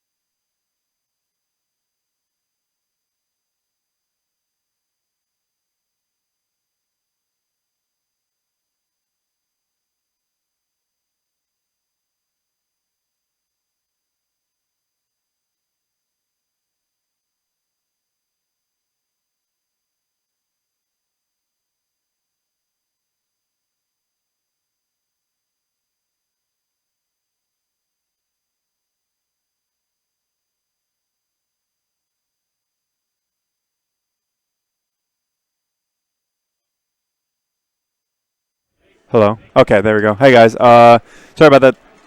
Penophobia in his fit of rage hit the Wii, and apparently the Wii's having a fit Happens today. to the best of us. Yeah, having a fit today. So it's been turned off multiple times already. Hopefully Logic will have the quick reset, and as you can hear, the GameCube sound's coming right back up. Everyone's still tired from Evo, including Logic. I'm not. I didn't go, but I didn't go. I'm not good enough to go. well, that's not true. You Aw, could have thanks, gotten. man. You could have gotten out of round 1, I think. I hope. By the way, it's Nurak and Barracuda. Yeah, hey, what's up, guys? We're Barracuda waiting for here. our next match, which is nowhere to be found. But how's everyone doing today? I wish I could bring up Twitch chat, but I can't because I ran out of data. Like a scrub from playing Pokemon Go. But thanks to T-Mobile, now I have a year-free high-speed internet for Pokemon Go. Pretty excited about that, actually. Oh, you sponsored now? By T-Mobile? Yeah. Yeah. Oh, that's great, dude. Yeah, thank you. Congratulations, Yeah, man. T-Mobile Nurak. No, dude, T-Mobile is awesome. My favorite provider. But that has nothing to do with anything. They just gave a free year of Pokemon Go high speed, and I think that's pretty cool. But but yeah. So right now we're deal. what a deal. It is a deal, man. Especially like I'm trying to walk more and lose some weight because I got a little fat over my knee surgeries. So hopefully, yeah. So I'm just making conversation now because no one has any idea what's going on. We're trying to get a match on stream. Hopefully it'll be like winners quarters match. I think they're calling Obi right now. Oh, Obi just lost to Bones, so Oh. yeah, Bones said he clutched it out, so good for him. Game 3, it's always nice to clutch it out. Mm-hmm. So hopefully it's gonna be a winners match. We don't do losers at Xanadu until it's like losers quarters, losers semis, losers finals, and right before losers quarters for like top 13 or top. Oh yeah, that's why I'm never on stream. Yeah, pretty Get sent much. to losers too early. Yeah.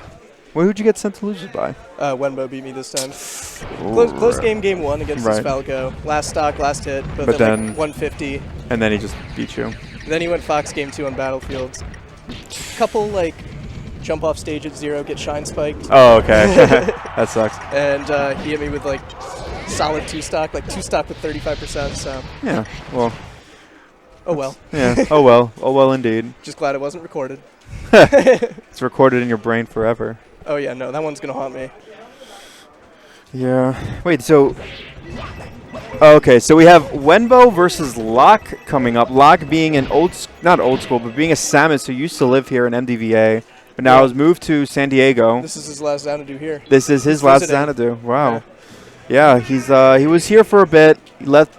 Came back, left, came back, left, came back, etc., etc. Now he's back for his last Xanadu. Hopefully before SmashCon, which I hope everyone signed up for. I'm pretty sure the registration fee just went up. Yeah, Which- still sign up. Still sign up. SmashCon is going to be like there's no words to describe how amazing the experience was last year. This year is going to be even better.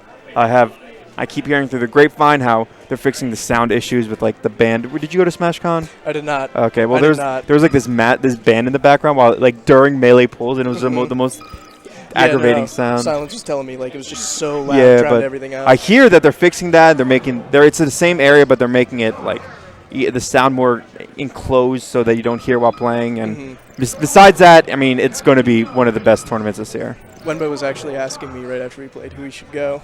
I was like, oh, just go Falcon against Locke.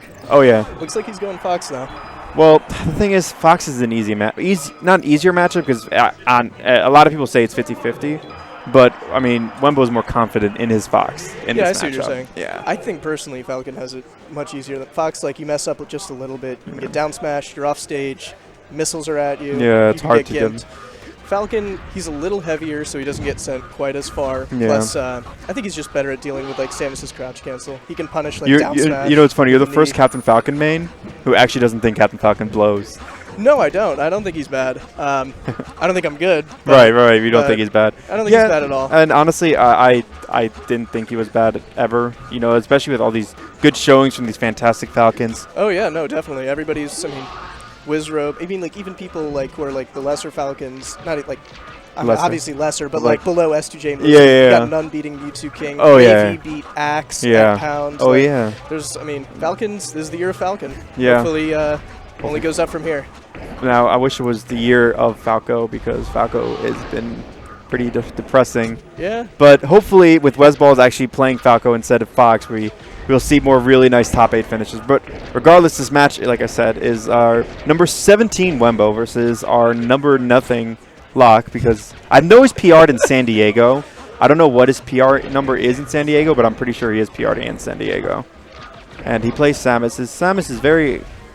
He's got a lot of interesting things with Samus. Yeah, I know, like, really... he's been through some like phases where he likes to try stuff out. Yeah. I think his most recent one was like power shielding approaches into down smash right away. That's sick. Yeah. That's real sick. Hopefully we see that today. Yeah, hopefully. I mean, he tried it against me last week, so yeah, he was doing some weird stuff with that. Did you beat him?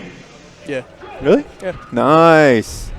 Oh yeah, because they were your brother. All right, so to the match right away. They're playing some footsies. Hopefully, hoping to get at least one hit for that juicy percentage. Yeah, and already you can see Wenbo's already pretty hesitant to go in. He does not want to get crouch cancel. Ooh, just with a forward smash. And yeah, you got to watch out for the up B out of shield. I mean, especially on stages with platforms like Battlefield. If Fox ends up on that platform, it's a free tech chase, maybe like a down smash if Samus lands on it. Yeah. So you really want to be wary of that. Absolutely. So that's like the #1 thing when you hit shield, just don't get up beat. Don't get up beat. Well, what you're going to see a lot is you're going to see Wembo going in and then holding shield right after to block that up beat. Yeah, Wenbo's very, very good at that. My brother always commented on that. That Wenbo was like one of the few people who would wait for the up B out of shield. Besides me, who, you know. Oh, yeah. I'm just kidding. So, see, the reason Samus is so hard is because... Oh! I was going to say so hard because of something, but never mind. Wembo with a stock advantage. 74. Oh, nice. Wow, see, he did the aerial. Ooh, that was, not a safe back air. Too high on Samus at that low of a percent. Ooh, good grab. Yeah, that was a really nice grab.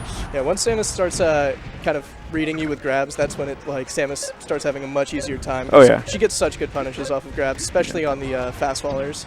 Yeah. Wow, I mean, right now, Wembo is just kind of taking a... Ooh, and the sweet spot back air. Ooh, never mind. Wembo just died. Wow. Wow. Then the thing to say, right now this is where Samus is the most dangerous. Like right after your spacey, and they have the charge shot, because that charge shot can catch a jump and you're dead. They like to sit by the ledge, watch for your double jump if they hit you off stage, and then if they hit that, you're done. Like that right there. Oh, he was so close. Ooh, oh, run up there. Looking like Falco. Yeah, that was really smart. That was really good from Locke. Locke going in right now, hoping to get a big win before he goes back to San Diego. But nice. Solid back air. Yeah, that was really nice. Right now it's even. Kind of expected this, but I'd like to see a little bit more down air out of Wenbo, just because it beats that early crouch cancel. Yeah. Plus you get the automatic shine into up smash, which is just, it's underrated. I mean, Fox builds so much damage even off the simplest of hits. Yeah, absolutely. So you are good at commentating, even if this is your first time. You have a lot of knowledge. I don't know anything. Thanks, I suck at this game. But hope you guys are enjoying the commentary and the matches. Yeah. So, wow, 70. Exactly. That was sick, actually. Oh, it lets it go unpunished though. There's the down smash. Let's see, soft missile into the hard missile. Oh, there you go. Yeah, he caught his jump. See, that's what makes it so hard for the spaceys, because Samus has a lot of options to break the spaceys recovery. I'd like to see Wenbo off of up throw. He's been kind of going for the up air immediately, but he's been missing because the instant bomb from Locke. I'd like to see him maybe wait out a little bit and see if he can punish it. Yeah, absolutely. It's also nice that Locke is really utilizing the up B out of shield and getting lots of damage off of it. You see? Oh, yeah, and up B out of shield, you just saw it right there. It actually shield pokes a lot of the spaceys, and I mean other characters too, but spaceys don't have the biggest shield, so I mean, if you're above Samus shielding, you got to look out for that up B because it's probably coming. Absolutely. Ooh, down air to grab. Nice. Saber, you here? Oh man, someone just yelled at me. So wow. Sorry. Right now, Wembo is trying to establish some sort of combo. Locke is really kind of zoning him out with his jabs and his F tilts. Oh. Yeah, even with the zoning though, I feel like he's had stage control for most of it. I'd like to see Wembo maybe use a little more running shine, try and go in on Samus and kind of avoid that crouch cancel. But I mean, regardless, Locke taking his first win of the set. Let's see where he goes. I personally I would think it would It'd be Pokemon, yeah. Pokemon would Or- probably be the best. It's got the low ceiling plus Yeah. enough space to run away from Samus. Yeah. The other big thing is the top platform. Samus likes to up B and land on that. Yeah. And without it, up B is a lot less safe. So see, there you go with the bombs. He loves to use bombs sometimes. Oh, that don't was really see the so use in it. smart. You see that? What he did is he shined the shield, waited for the up B, jumped out, and then punished. Nice. Oh, Ooh. nice. Oh, Solid nice. combo. And even Yeah. something as simple as that just builds so much damage with Fox. And this is a matchup where I think damage is just so important for Fox. Oh. Got to get Samus to out of crouch cancel percent. Yeah, definitely. Getting So let's above see. that. Oh, Ooh, okay, that was good. that was risky. Yeah, I thought he was going to be dead, honestly. Ooh, frames are Ooh. dropping. No. Oh, Ooh. nice. Nair Nice to combo. up air. Yeah, that was sick.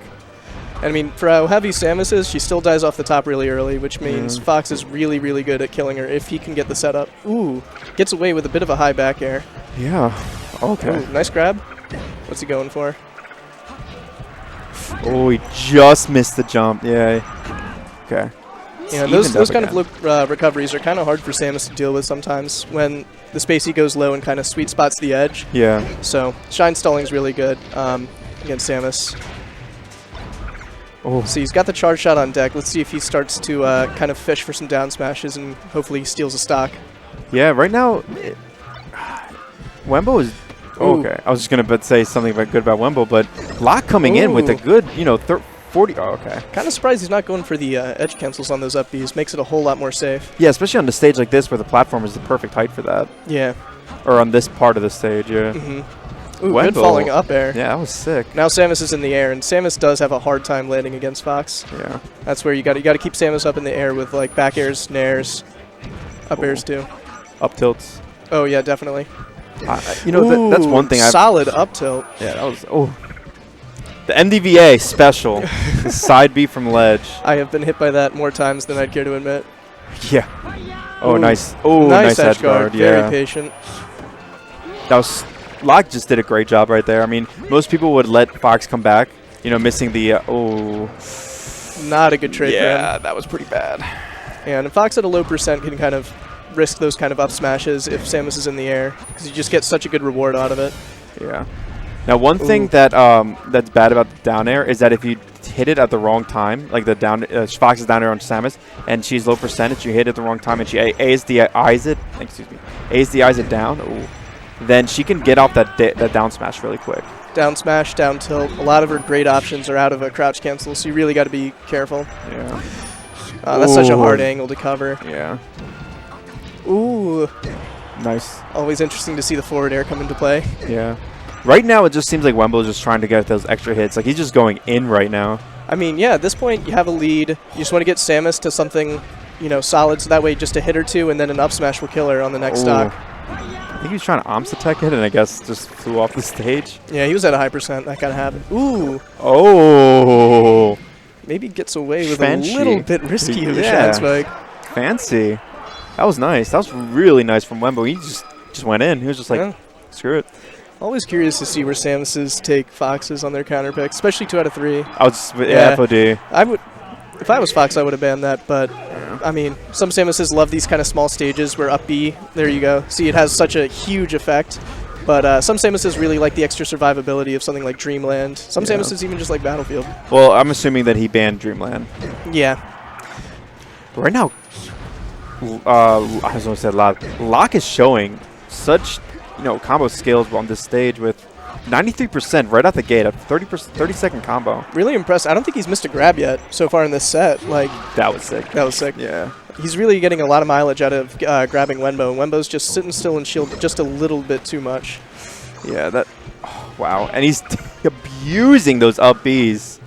Yeah. Oh, okay. Definitely harder to punish on some stages like this where multiple platforms and the platforms are close together for edge cancels. Ooh. Let's see what he gets. That was so smart from Wembo. Ooh. Instead of shield dropping, he went for the wave dash to gain back center stage. I just like those 2 back airs there. Just really patient from Wenbo. Didn't overextend against floaties, which is sometimes how a lot of newer Fox mains die against them. Yeah. Just too eager to kind of go in. Wembo just taking the punishment with those jabs. He's trying to Just boxing him. yeah. Honestly, it just seems like he's just trying to go in. I don't. Oh. Ooh, what a shine. Now, see, with Falco, the advantage with Falco has over Fox in this matchup is that when Samus does that grab, you can just wait. And then the moment she jumps up, it's so easy. Like, she just floats in the air for so long, you can just dare her. Yeah, no, that's definitely true. Fox, one thing I would like to also maybe see Wenbo do is maybe if he lasered a bit off stage. I feel like Samus is off stage for so long, you can kind of build percent while she's out there. Ooh. Wow, that was... survives the down smash, though. Yeah. Ooh. Wow, great DI. 163. Still living. I was just about to say, wait. Oh, okay, following up there for the kill. Now, this is where Wenbo has to prove like to be the better player. He has to be able to get that extra percent without, you know... Yeah, if he got something like 40 to 50% and then could kind of bring it back on the next stock, ooh, that's a classic Samus move right there. You jump in front of them when they're shielding, and you just kind of hover above them. So a lot of people get antsy, want to kind of aerial you out of shield, and then the Samuses just stick out nair, and it's so hard to beat out that nair. Yeah. Oh. And the thing about up B that makes it so good, Samus's up B at least, is that the hitbox starts from the bottom. Yeah. Yeah, and then I'm pretty sure it has some invincibility in it. Yeah, it does. I don't want to say like exactly when, because I know somebody's going to point out in chat that I'm wrong, but... I mean, I'm probably wrong. Well, I know it definitely... Its hitboxes are so odd. It's like, when you look at the hitboxes for it, it has hitboxes on the bottom, middle, and the top. Ooh. Ooh. Oh, nice. Wow, okay, so they brought it back. Doable, yeah, he brought it back. This is very doable. He's just got to play smart, take the percent where he can get it, don't overextend. Ooh. Missed. He hasn't done a great job of punishing down smash. Honestly, yeah, he's... That's, if Samus's down shield, or down smashes your shield, it's definitely a free wave dash out to a lot of things with Fox. You can grab it, you can shine it, and you got to take advantage of that, or else Samus kind of gets away with probably one of her best moves for free. That down smash again. So Samus is near. Oh, that was an amazing medium shorten. Yeah, Locke has been punishing those side Bs from ledge. He goes for it again, but unfortunately gets the Samus roll. Oh, I thought that. Oh man. Samus roll. If you see it, it's never intentional. Yeah. They never mean to roll there. It's probably just a wave dash. Yeah, exactly. All right. So now Wenbo pretty much has to take this stock and have enough momentum to take the second stock right after. Ooh, good. Yeah, a lot of Samuses love to double jump back on the ledge, so it's definitely something to look out for. And as soon as Samus doesn't have a jump, it's a lot easier to kind of edge guard her. That was so clutch from Wenbo. That killed so early. Oh my god. That was so smart. Ooh. That forwarder took a lot of shield health from him. Oh, what the? Did you see? He like... Oh. Ooh. Oh my... That was... Almost got down smashed. The animation. Peach special down smash on the FOD platform. Ooh, good recovery. Didn't even air dodge for the grapple. He messed up his aerial interrupt. He totally was going to fair off the ledge, though. And then you said it? Yeah. Commentator's curse. Yeah, pretty much. Oh, he traded. Oh, man. That was a great game from Wenbo. He came back from losing. He came back from losing, and now he was down pretty big too. He was down pretty big. And a lot of times against like floaties, it's kind of disheartening. You know, they're just tough. So good at extending the lead. Yeah. As soon as you try and like take a risk to come back in. It's really tough to come back when you're behind against a floaty because it feels like they're never going to die, and you die with like 3 hits, especially if you're a fast follower. Yeah, I get too impatient. You go in too much, and then I mean, floaties still have a punish game. Yeah, they'll punish you for that every time. Yeah, absolutely, especially with all these optimizations Samuses have nowadays. Yeah, a lot of Samuses around. Okay, and now I'm playing now. Playing hat. Good luck, man.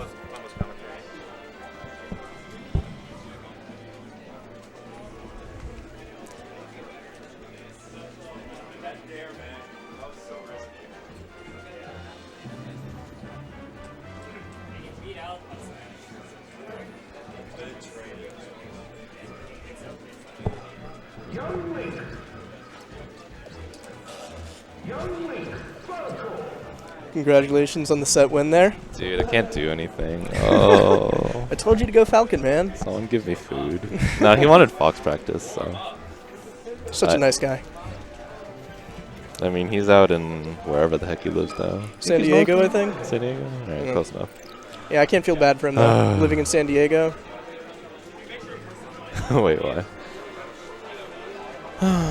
I thought San Fran was the hub of Smash. No, Not I'm just so much talking about San the city, Diego. man. San Diego's beautiful. Oh, it is? Oh, okay. Fair enough. So we got Nurok versus Het. Don't exactly know the set history between them at Who's all. booing? Dang. Tough crowd out here today. Rude. It is very tempting to go Falcon for the rest of the day. Dude, you should do Falcon's it. nice and relaxing, you know. Or Luigi, you know. You can just wave dash around and do nothing. Luigi wins doing absolutely nothing.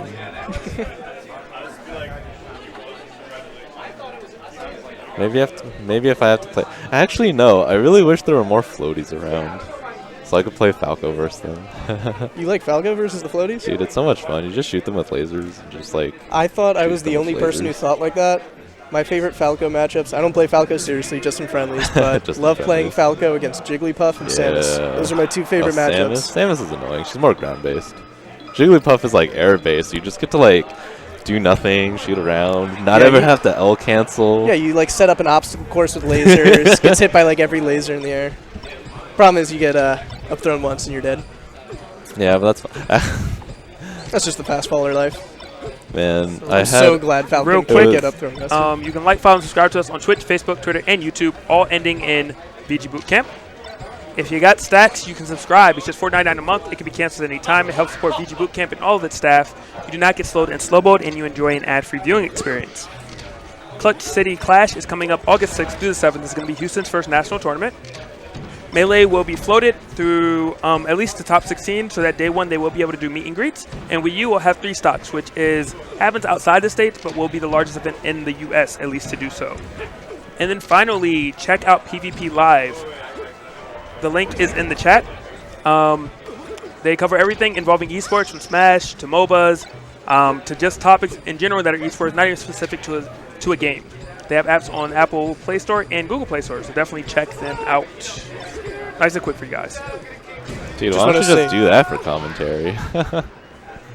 You said what? You can just do that for commentary. Probably sounds better than me. Oh my Oh, god. because I'm lazy. Who, me? Me? I thought you were telling me.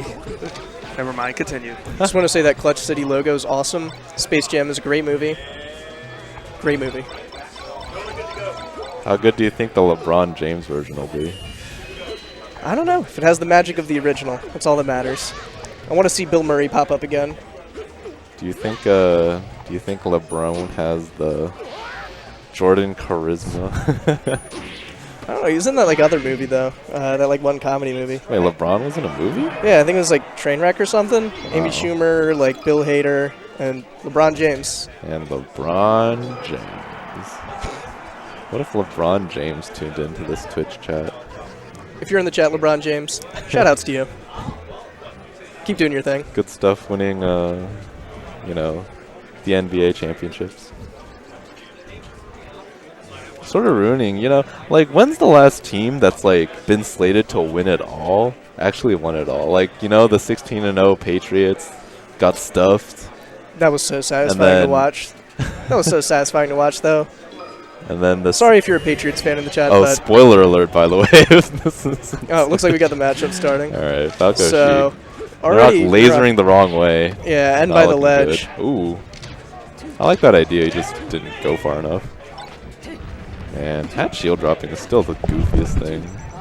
It's like Mango shield dropping, or S2J shield dropping. It's like these guys, they can't shield drop. All right, sorry They're not guys. allowed to shield drop. Got to run off of commentary. Hope you guys enjoyed it though. Got to play a match. Not with the high See you guys back later. air. At least Hat doesn't reaction tech chase. The day that Hat starts reaction tech chasing, I'll be like, yo. Okay. Okay, corner pressure. Oh, Needles. Okay. Needles the wall against the. Sometimes you can do stuff. Ooh. He needed to recognize that Sheik was too far airborne. Does a bad back air. Sheik was a little too far airborne for that to combo, so you need to do. I think he might have been able to like land and jump shine, or like just shine him. Ooh. Okay, I like that shine. Down tilt, OT smash, misses everything, but rinse and repeat. Does the wall jump, F smash, nice. Nice. Not sure if I agree with the roll, but it worked out for him. What up?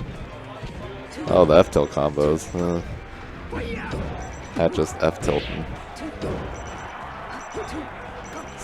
Okay, he's dead.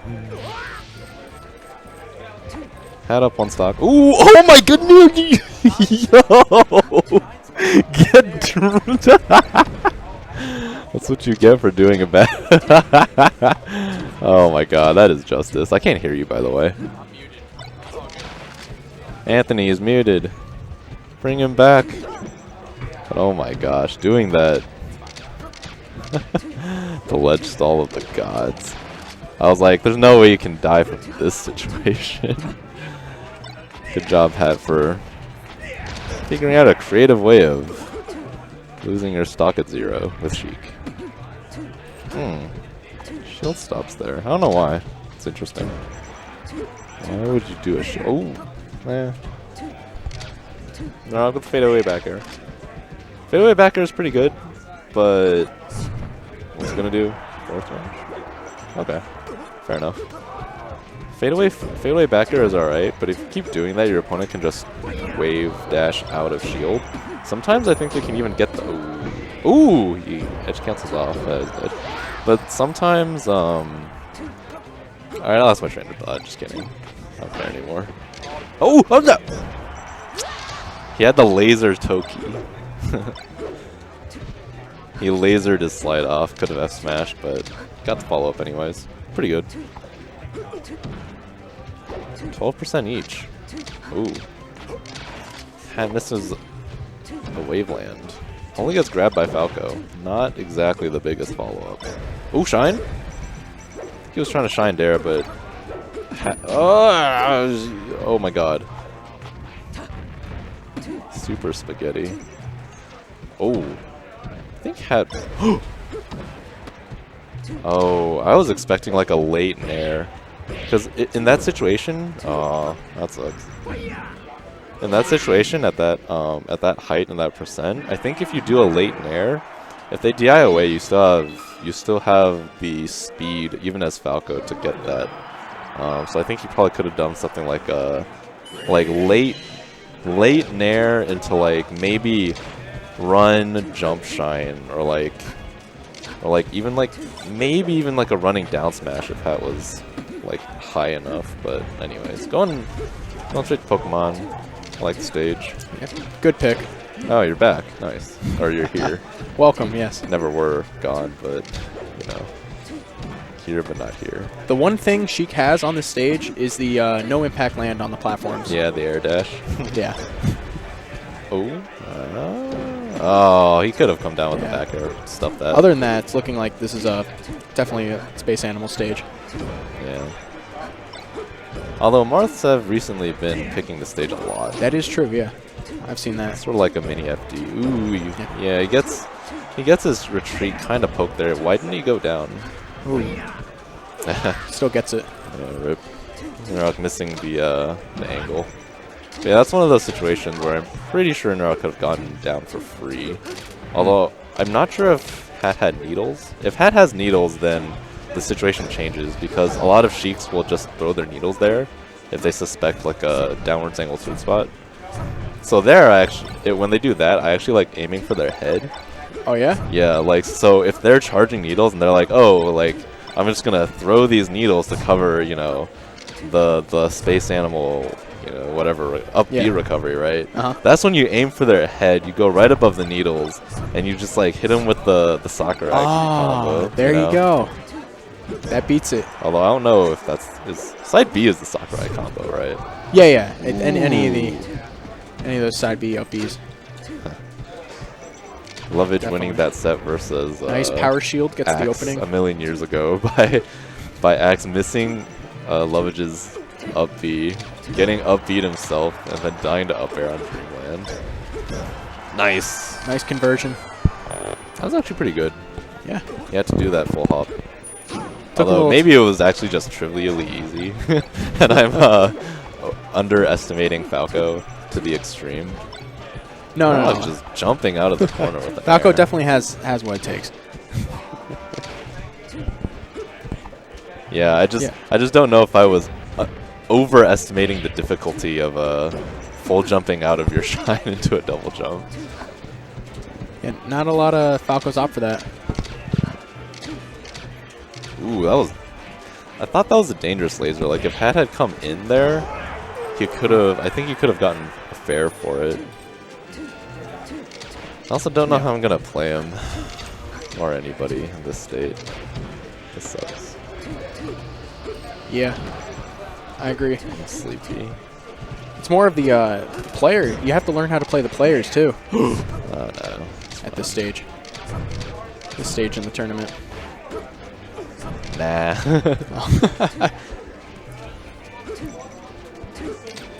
I think whoever wins this is still at the level where they can get tech skilled on by some random space animal. No offense. Winner of this. Ugh, I'm no longer cohesive. Sucks. That's also just sitting in the corner throwing needles. That's a smart idea. He's at a high percent. That was a terribly spaced. Ooh, Oh, he's dead. That's it. Nice. Oh, but oh, Hat is also dead. that's fine. That's alright. perfectly fine. Hat would take that in a million years. Wouldn't call. I just realized the Hat's wearing sunglasses. What a beast. It's true. Yo, it'd be pretty justice though if he lost by a stock, because that was like more or less the freest fair. Yeah. So He fast fell there, and I think that messed up his jump timing. tech chase. Yeah, here's the opening. I'm gonna say that Hat isn't reaction tech chasing, just because I don't believe it. Beautiful needles there. Nice. Hat had gotten the better of him in those shielding when you're right next to each other situations. Ooh. That's him back, I want to say. All right. Oh, All you have to do is grab unfortunate. ledge. Nice Yeah. grab. Okay. Well, it's gonna get off this. Nice. Yes, remember he has a slow get up now. Oh, he doesn't. Rip. Oh, okay. Very. Oh, Aw, sniped. Yep. Gotta save that double jump. Good games. How am I up? Or is it Command versus Plank? Yeah. I liked how Hat was playing there. He was playing the matchup definitely very well. He was Using the playing needles. his Hat style. His patented. This is a great tournament. I really like this. I'm from Jersey. Oh, so is it your first time in here at yes, Xanadu? it is. Nice. What's your tag? Scooter Dave. Scooter Dave. I'm not sure if I've heard of that. No, you definitely have not. I mean, I've heard of Swedish Light. Right, yeah. I've heard of him too, yeah. Something like top 8. Well, oh, actually, no, just out He of top just 8. missed it. Yeah. I was watching that live, and I was like, Swedish, no. Why are you so bad? Sniff. It was so sad. I mean, I was cheering for him, but Yeah. I don't think he was playing his bestest. Where's my water? Oh, there's my water. Okay, good. Making sure no one nabs your water. It's that big glass jug right there. Ooh, I see it. It's nice. It's some goofy mineral water. I actually bought it just for like, you know, it's because it's glass. Okay. But it turned out that it's like goofy tasting mineral water, and I was just like, you know, it's this got isn't like terrible, but yeah, it's got could extra, do without it. Extra minerals and everything in there. It's a good way to start the game. That's pretty funny.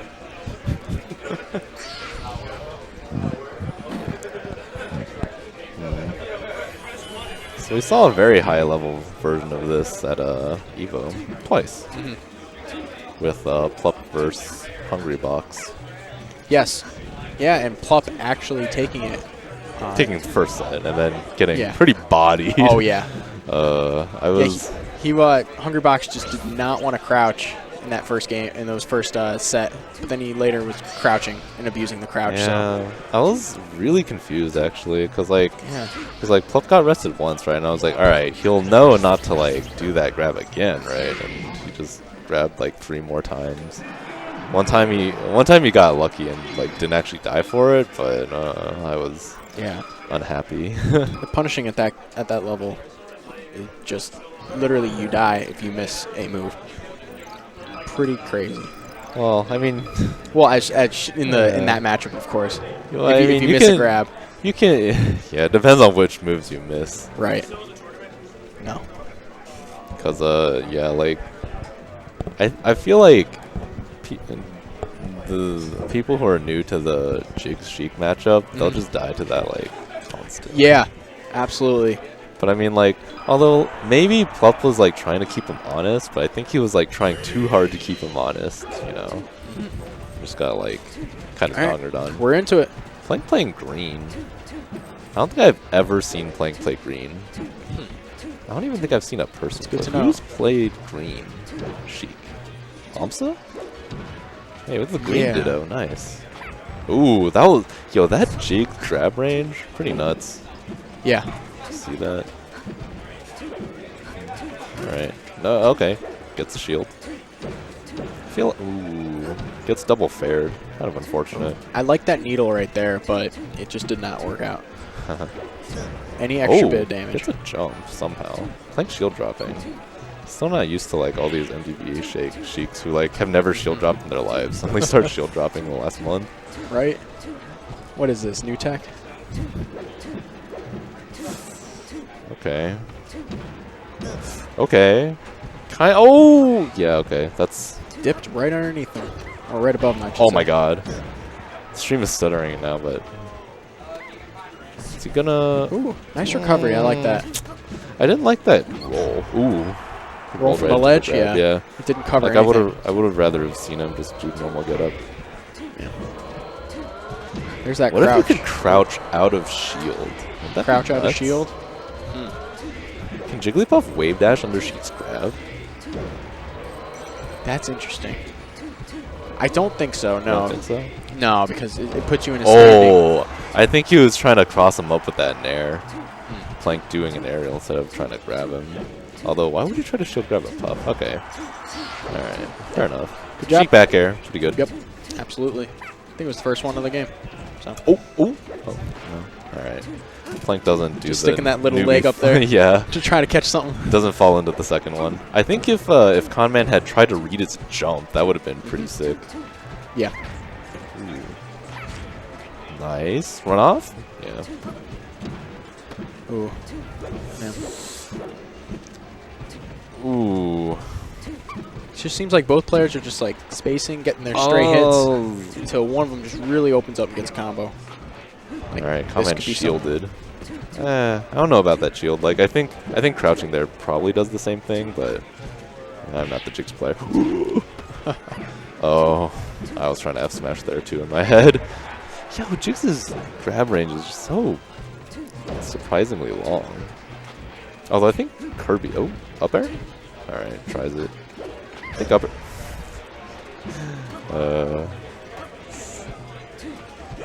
Both players over 100%. Thing is, I'm not sure what he should have done there. Like, I probably would have tried to do some offstage edge guard too. Plank is just outplaying him off the stage though. Yeah, I agree. Gets I don't caught know with if the edge Plank- canceling. Yeah, I don't know if Plank expected his own edge cancel, so he kind of fell into the move. Yeah. Here, Conman Right obviously. there, he actually just threw all his kneels away right there. Oh, rip. Yeah. Oh, that's fair. Nice. There you go. I think their comment was most definitely trying to get him with the rest before he died. That's like one of the scarier situations. Is like before you have Jigs dead, if you get rested, then you know, stock gone. Yeah. Playing with the interesting spot dodge. Oh my god.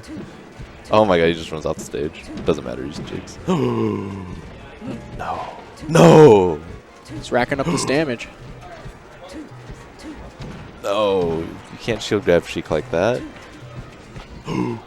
That's the grab. Alright. Fair, yeah.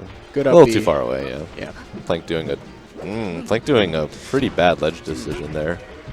Conman unable to punish. Ooh, that Roll, forward air. okay. Forward air is definitely going to get punished. Jump. Alrighty. I don't know. I don't know what to say. I think Jigs fell off the stage. off the and, stage and yeah. whoopsied. Did not mean to. Is up air kill? No. Oh, he doesn't even try it.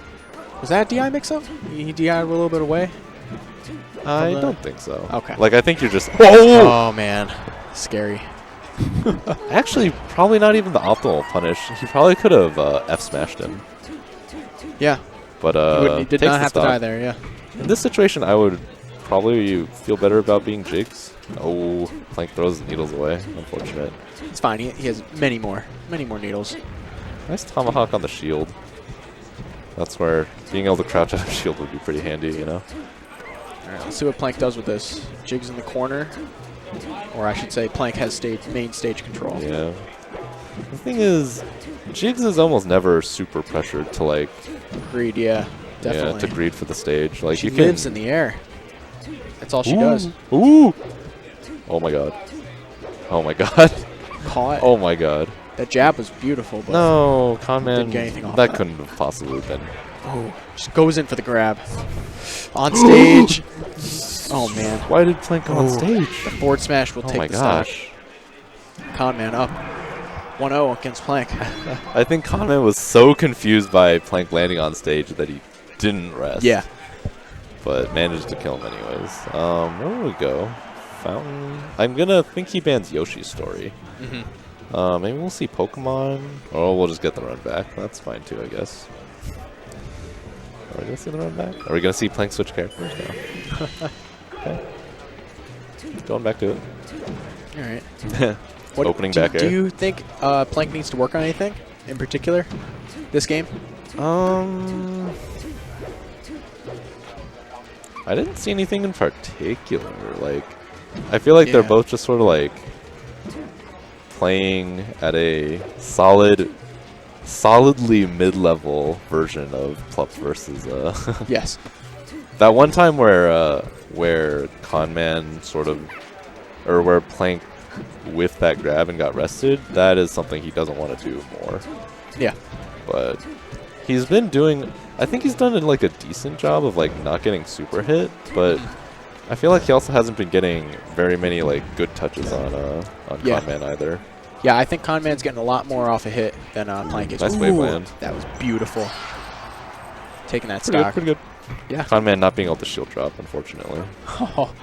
Using that to his advantage. But yeah, I think that's like sort of part of the reason why the last Beautiful. game took like 5.5 minutes. Like neither player getting like huge punishes off anything. Like Conman not being able to really convert any of these edge guards like that. That was very bizarre. And then Plank just sort of recovering a lot. Whereas meanwhile Plank hasn't been getting huge like huge hits on Conman, so we've been getting this sort of Conman holds. Yeah. Plank does that a lot actually. FYI, secret tech versus Plank, just roll.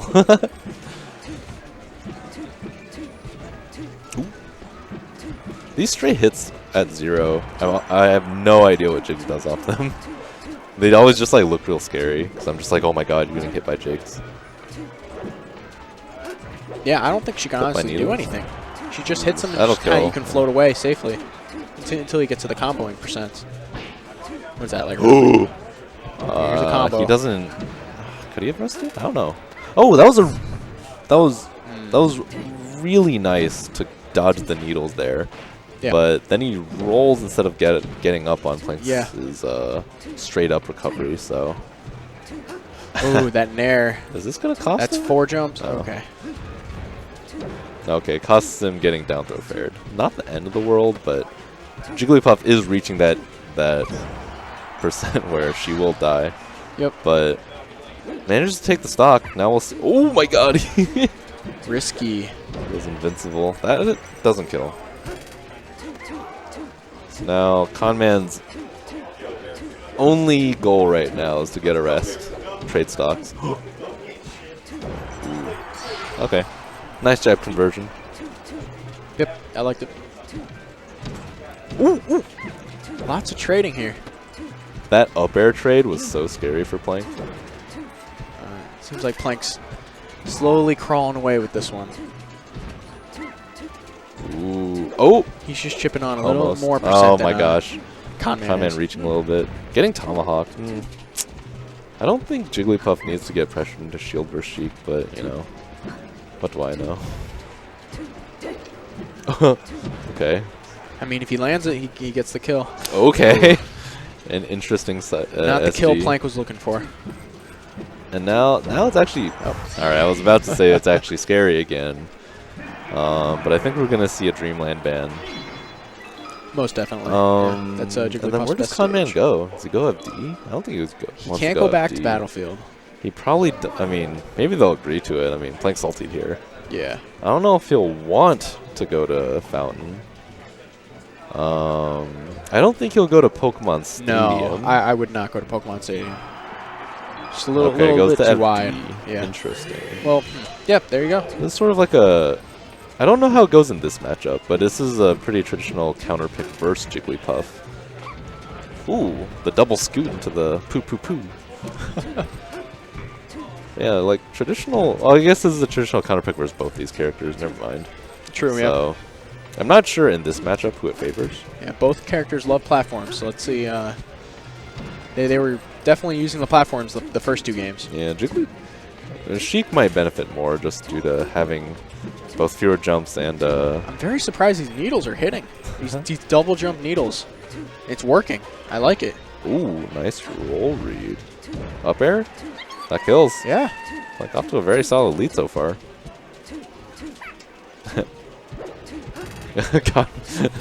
Comment doing some cheesy. You got hit with just about all those needles. Invulnerability. It's crazy.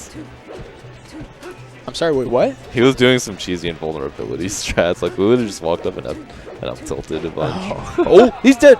He's not dead. Should have been dead. I think if he had believed a little more. Yeah. Needs to work on his belief. Oh. What does Plank do? Just grabs him. Like, grab him into the triple pound. Into Nair. That was quite the attempt, I have to say. Oh my gosh. I think Kame needs to like unfluster himself a little bit. Yeah. Toot. It's tough being down as Jigglypuff. Oh my god. He just rolls through. Oh. Shield grab. Baits it. Oh, and that's off the top again. Down throw up air. Conman really needs to look inside himself. Try to pull this game back. Ooh. He's got to change something up. All this percent is not good for him. He's already halfway to death percent. Well, Well, not maybe if it was against Fox. Yeah. Oh, he finally gets him, but actually doesn't manage to tag him with another hit, so. Sheik's still alive. The stage maybe not working out for him as well as he liked. That was close. Oh my gosh. Yeah, this is like I think maybe he might have wanted the platforms just so that He's really in his head right now. Yeah, he should definitely went to some platforms. Oh Wow. yo! In his head. It's not too often you see the Sheik ramen noodle versus Jigglypuff of all characters. Like this is no bueno. Yeah, he's dead. Not sure if it's worth trying to transform into Zelda there. Because, like, Zelda, I don't even think Zelda Jigs is, like, that awful. You get to just space bears and fairs. Just like you would be doing normally. Just like what they would be doing normally. Oh. Bait the grab. Yeah. Oh Wow. my gosh. Called out his movement. Please no. Holy Good games. guacamole.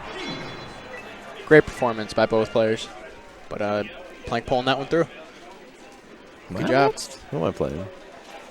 Those needles were definitely the key.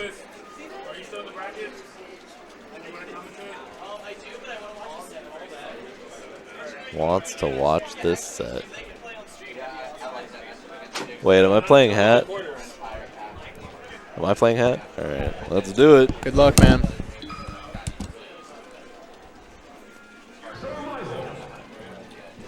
All right.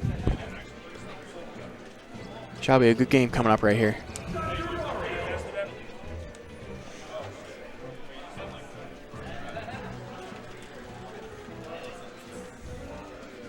All right, what's going on, everybody? It's your boy Logic joining Scooter Dave. We don't have anybody else that wants to commentate, so I'm gonna hop in. I'm gonna fill these shoes. I'm gonna make this work. Good. Have you been enjoying what you have been seeing so far? Absolutely. This is a fantastic tournament. This is my first time here, actually. Okay, where are you from? I'm from New Jersey, from Bridgewater, New Jersey. So And how was the trip down here?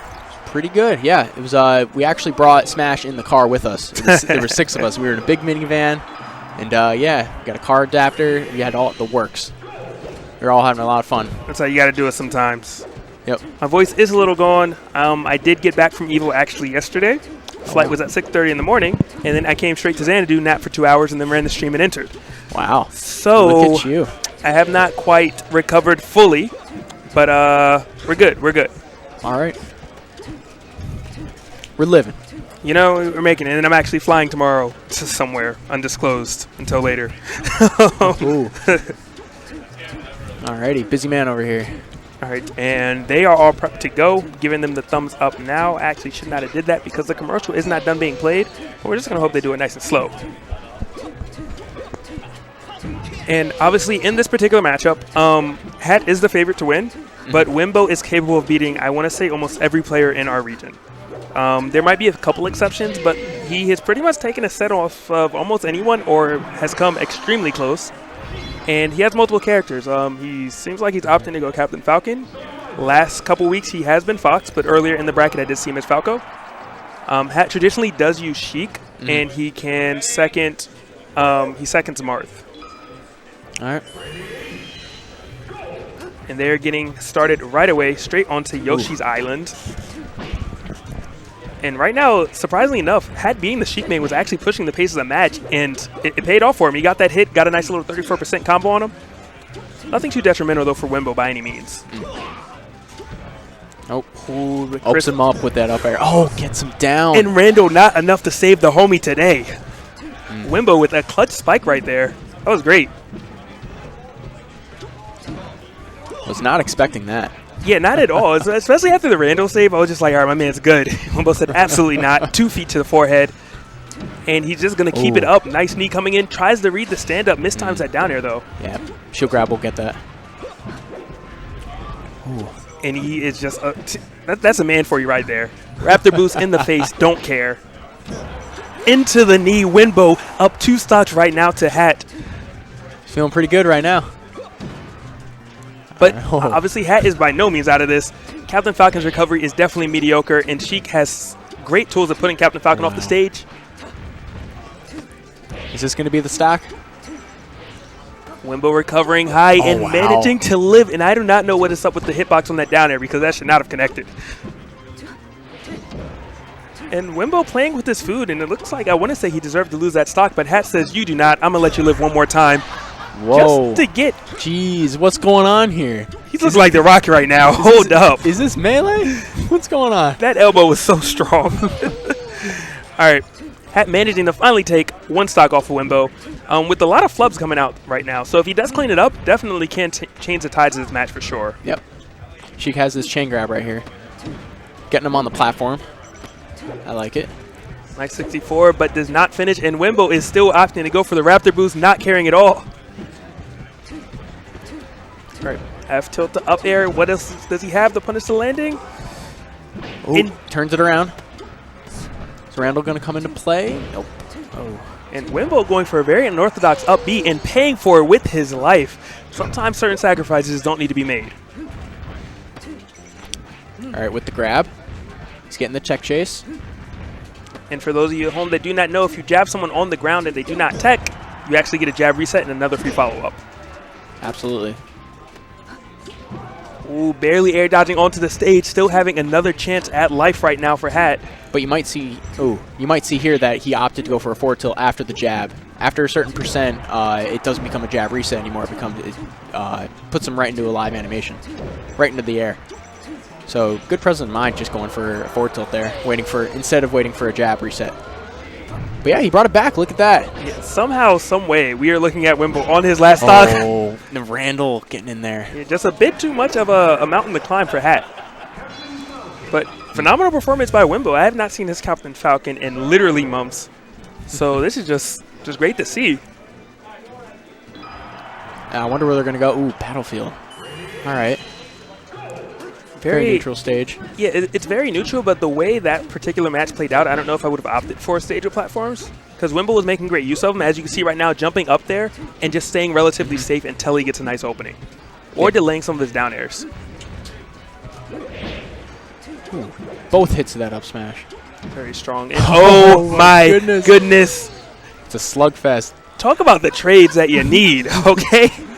Both players are laughing, having a good time here. That was in such a Wimbo's favor. Like, Yeah. he was getting bodied for a second. He said, you know, I'll just knee you in the face. Just call it a day. We're both losing side. We can restart this match on equal footing. Such a good decision right there. But Hat by no means letting it get to him, still having the lead, even though it is only by 10%.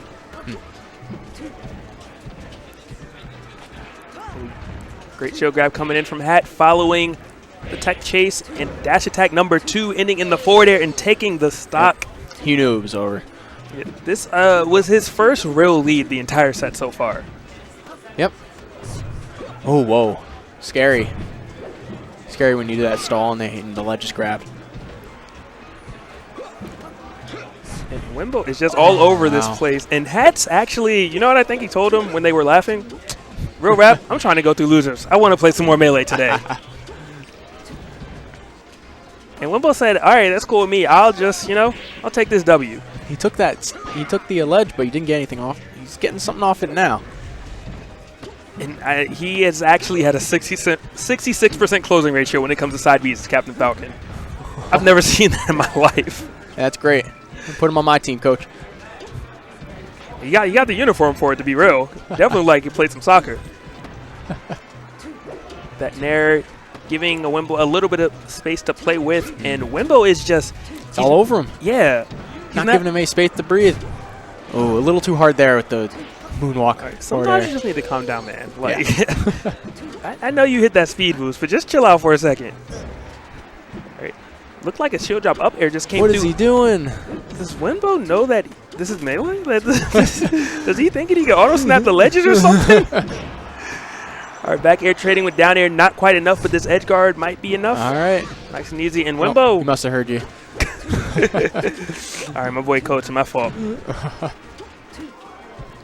Wimbo definitely can bring this back if he, I want to say, doesn't jump off the stage.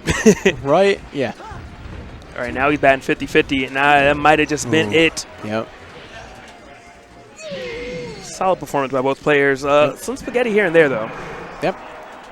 1-1 now. Is this best 2 out of 3? Yep, everything at Xanadu is best 2 out of 3. Even grand finals? Exactly. Wow. Generally due to time constraints. Yes. But it's kind of how we do it. Understandable, yeah. So we have Pokemon Stadium from the Falcon, right? Yeah. Guess he is thinking maybe a little bit more space to move around will be what he needs and still gets that platform that he was using oh so well. Even right there, escaping a combo with it. Really good awareness by Wimbo. Just kind of wave dashing on there. I'm loving the pressure that Wimbo's doing. I just would like him to slow down maybe a hint because he just keeps moving forward and Hat's just holding his shield and Wimbo's not really doing anything to compensate for that option. That was pretty beautiful right there. He could have just back aired, killed him, but down air, up air. Very nice. You got to show how you play the character. Let him know. Let him know. Add your own little style to it. Good patience by Wimbo. He's done that forward air to jab several times. I'm surprised Hat actually got hit by it this time. Oh, calls in that tech roll in. He looks like he's still going to be on stage, but yep, that reverse forward air will take it. Reverse knee, I should say.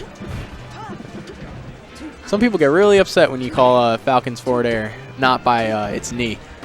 All right, those people can just stay home. Like, it's definitely a forward air. That's what I'm saying. All right, Wimbo getting the momentum going, and he is not letting it stop. But just like that, Hat turning the tide, saying, you know what, it's my turn to play some Melee. Great combos coming in. Literally doing a reverse elevator combo to that man, ending in a stock kill. Great stuff by Hat. Yeah. I said it a little early, but I knew it was going to happen. And Wimbo needing to just kind of get his offense going again. Once he's on the offensive, it's very, very good. It's once Hat, like, kind of starts it, you know? Yeah, well, once you start getting in the other player's head, they start shielding, start playing more defensive.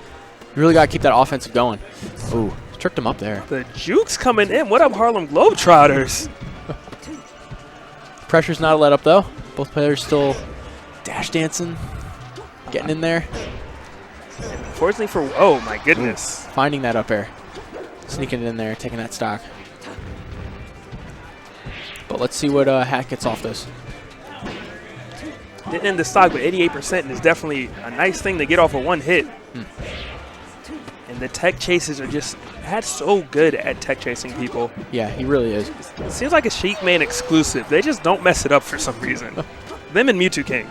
The only Sheik players and Mewtwo King, they just don't mess it up. And Wembo on potentially his last winner bracket stock right now. Definitely not letting up, though. Hat just kind of we got a pit in fight the corner. Here. Oh. I don't know if I want a pit fight when I'm losing, but, you know, man, he's playing, not me. Oh, man. Just looking at each other, staring each other's eyes. Who's going to move? Up there coming through. If Wembo can manage to get one more hit, you know, he could possibly bring it back, get a nice combo after a kill. Oh, my goodness, though. Hat is having none of it, though. Oh, 2 tournament winners. Ooh. That pressure. And this might do it. Looks like that's it. Wembo not looking pleased. No. Hat looking very calm. Yeah, I know after game 1 you guys didn't think I was going to do it, but you know, he's getting that W.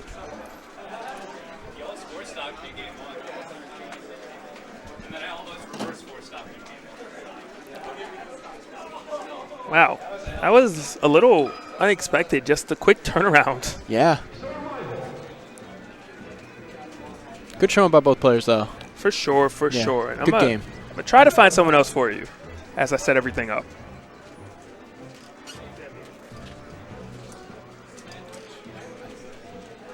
Yeah, it's always a good time here. Smash Xanadu.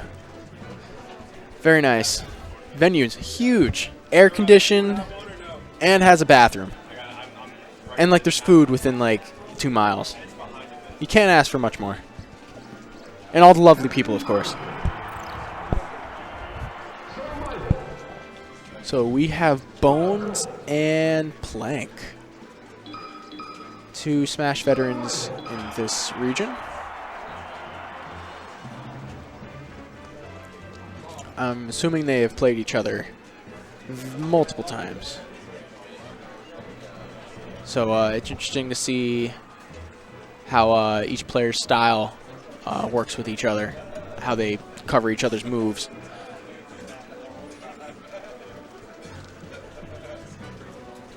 Might see some unorthodox play, but I would not be able to tell you if that was unorthodox or not, judging by these 2 history playing each other.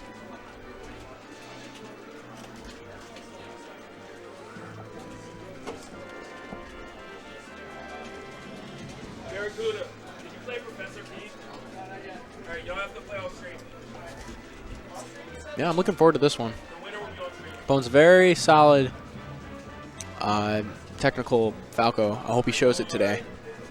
And I was watching Plank's Sheik earlier today too. Plank's Sheik was looking very good today. So they struck to Final Destination. Interesting. All right, we are back. And with Bones versus Plank, kind of a similar situation that we had last match where, you used to argue that Plank was a better player. But then Bones has just stepped it up more and more. And now I'd say Bones is probably considered the better player. But this is as of recently. I want to say it switched maybe like 2 months ago, something very recent. Yeah. And just like that, only taking 26%, Bones proving me right. And just great fundamental Falco pressure coming in from Bones. Just knowing what he can do safely, what he can't do safely. And then just the movement, just baiting things out from Plank. Yeah, absolutely. But he gets a grab right there.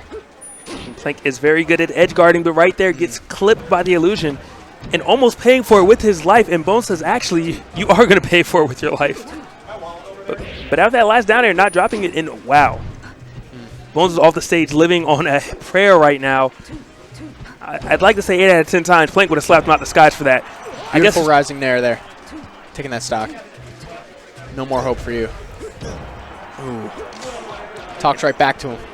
And is he going to get the edge guard? He does. Wow, Plank trying to call out an option by Bones, who just sat on this edge with invincibility. Yeah, you got to see that one coming. Yeah, I want to say he thought he was going to jump off and try to hit him a little early or something, and Bones said, actually, no. This is danger. Great string coming in right now from Bones. Gets him off stage yet again, and that's going to be free damage every time against a Sheik. Ooh. Force that illusion out, and the coast-to-coast combo is looking so real right now. Ooh, hesitated there on that forward smash. He would have had it. Yeah, a little surprised he did. Oh, but wow. Down smash taking that spot, taking that stock. Opportunist Plank to the rescue. Oh, wow. That was a great recovery by Plank. Absolutely. Down a lot, but clearly saying, I'm not out of it yet. Bones opting to just stay on the platform and be relatively safe, not wanting to give Plank any easy edge guard situations. And he does not, and the patience pays off by taking another stock yet again from Plank.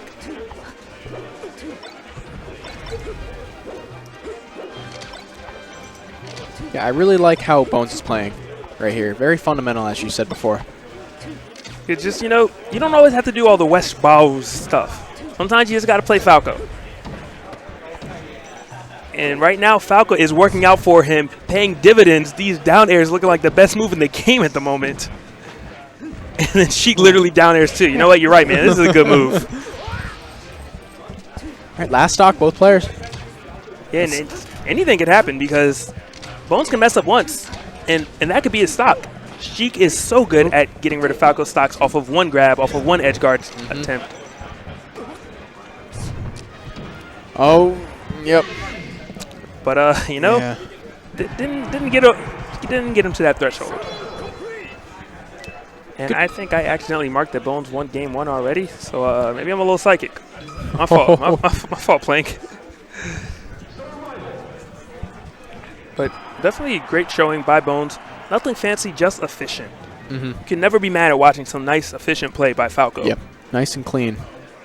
I'd like that last stock there, where he was going for those down airs. He didn't even have to turn direction, and he just wave landed down to the platform and held it perfectly. Really set up for his victory there. All right, starting off game two. We got Bones with center stage, but who gives it up? Getting all these laser percents, though. Ooh. Good combo so far. Lets him get to the ledge. Good back air, stuffing him out. Ooh.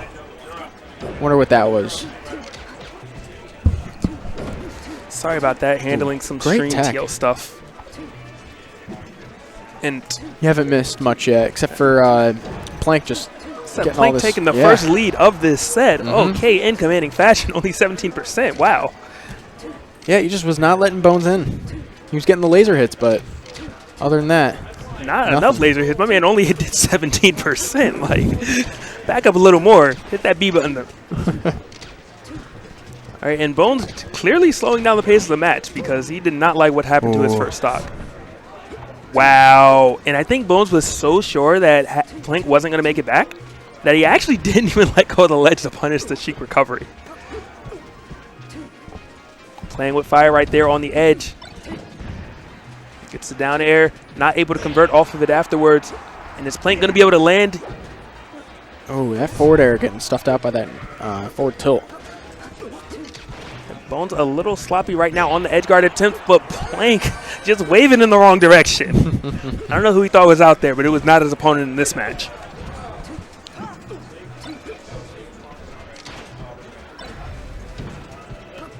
All right, and Plank still has the lead, still keeping on the pressure. Oh my goodness, I thought Wow. Plank, that it was such a good attempt. He knew the edge cancel illusion was coming in, positioned himself to punish it, just the execution wasn't quite there. Still good thought either way. If you are at home, I always say it's more important to have the right decision than the wrong execution, because one's a lot easier to work on than the other. So true. Yeah, right there, no problems executing that forward air though, getting rid of Bones' second stock of this match. Good nair out of shield. Get out of that pressure. And it seems like Bones a lot of times just opts to jump if he's worried about the pressure. If Plank catches onto that, he might give a bad day for Bones. Because you don't want to jump and you won't have that jump get hit off stage, and it's very hard for Falco to recover, especially against a Sheik. Let's see if Bones cleans this one up. Ooh, that was tricky recovery right there. Very tricky air dodging to the ledge. Ooh. Waiting for his spot dodge. Gets hit with a forward air. But jab back air will take it. I wouldn't say this is a very tall mountain to climb for Bones. Yeah, never want to be in this situation, but Falco definitely has the capabilities of it. Bones at that. Ooh. But not when you're getting F-tilt the forward air. Sheik still has her bread and butter. Easy. That's why a lot of people play Sheik. It's very straightforward, this character. Yes. You don't need to be super quick either. Yeah. Get the grab, throw him on the ground, read him a couple times, you know, and then get that throw to F air. Rinse and repeat until you get that W, which is what Plank has been doing all of this match right now. That is why Bones is on this last stock. Ooh, weird forward smash there, but reading his text on those platforms. I thought we were going to see a Dynasty combo. Okay. SD there. 1-1. Winner of this does indeed make it to winter finals. They will be meeting Hat, actually, which both these players are fully capable of defeating Hat, but Hat, I believe, has a winning record against both of them as of late.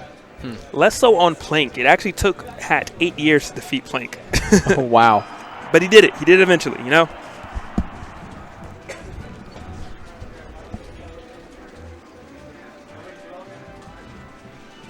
Thinking about that counter pick. First game was on Fountain of Dreams, correct? Yes. And then the next one, Battlefield. Both of them having platforms, so that clearly not really being a deciding factor, unless that slight flat zone really assisted. But yeah, I like this pick. I like this pick from Falco, from Bones. This is definitely a really good stage for Falco. Keeping his opponent just locked in with all that pressure. Falco can execute so many pressure situations on this stage, being so tiny. Yeah, and you can definitely see that Bones is opening the match a lot different than he did Game 1 and Game 2. It is the last game. He knows what just happened, and he lost that first stock so early. Minus that first stock, it would have been a very, very close match. Could have gone either way. But because that first stock got where he was been just a little bit too aggressive, Plank was able to edge that out. Goes out of the pressure from Sheik. But Plank not letting up, putting Bones back on the edge, and this is exactly where you want Falco, but he does not get the edge guard. Randall, the hero that Falco needed. Getting in everyone's business. And getting in everyone's business. Very questionable decision coming in from Bones right there. Yeah. He kind of went off there and used a double jump to attempt to edge guard a character that has invincibility on the up B. Not something I would have done, but you know, Bones is doing what he wants to do. He's playing Falco. Just having fun here. To me, winning is fun, but you know it's questionable to everybody. But anyway, he does still have Sheik at kill range. 140 and counting. Is he going to able to get the back air? No. And doesn't actually punish the air dodge as well. And now he is at 21%. And every single time you don't kill Sheik, you make it harder to combo because the damage gets up. And then you also have to worry about the combo happening to you, and then at some point you losing your stock. Plank right now at 164, looking like a Samus out here. Maybe a Peach. Yeah, Plank just wants to get any percent any percent he can get right now. Would be terrific. All this is just extra. It's just, Bones cannot seem to get that last hit. And Plank is at such a high percent that you're going to really need a straight hit. Not some weak hit, but it's going to have to be a back air. It's going to have to be an up smash. Down smash. Down air even maybe at this point would work. Yeah, the soft back air at 191. It does eventually, you know? Yeah. But did he do it too late? That's really what the question's going to be, because he is at 74 right now. Yeah, good forward air. It looks like it was a little bit too late. Yeah.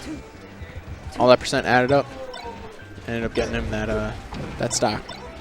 Now it's going to be a question, can Bones get something started right now? He had a commanding start in the beginning. He really looked like he was owning the stage. Until he went off stage, which, yeah, you know, like I said, was questionable, but I don't think anyone could have predicted it would have hurt him this much. And even right there, he does it again and might lose his stock for it. Oh, okay. He does not. Oh, but he just sits in shield because he's scared. He was scared of what was going to happen. He did not. Yeah. My man is like, yo, I'm going to just Firebird out of here. All right, up air coming in. Tries to punish the landing, not quite there. And Plank says, if you're going to make a mistake, I'm going to make you pay. You reach, I teach. And ooh, he actually pays for it this time, doing kind of what Bones did the first stock. You know, overextending just a bit too much, losing your stock for it, giving Bones another chance now to make it to winter finals. good shine out of shield there. Ooh, I like the shine pressure coming in and the laser play, but he gets hit by that back air. You cannot escape Sheik's back air. Those toes, huge. they stick out so far. I wish my girl spread her legs like that. Oh, lordy.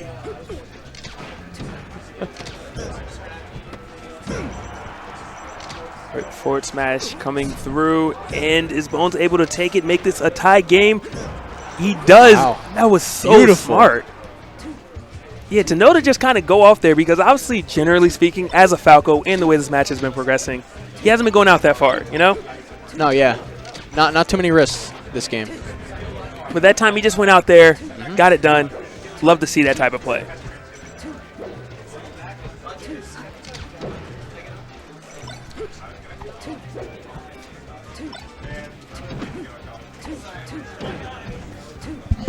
All right.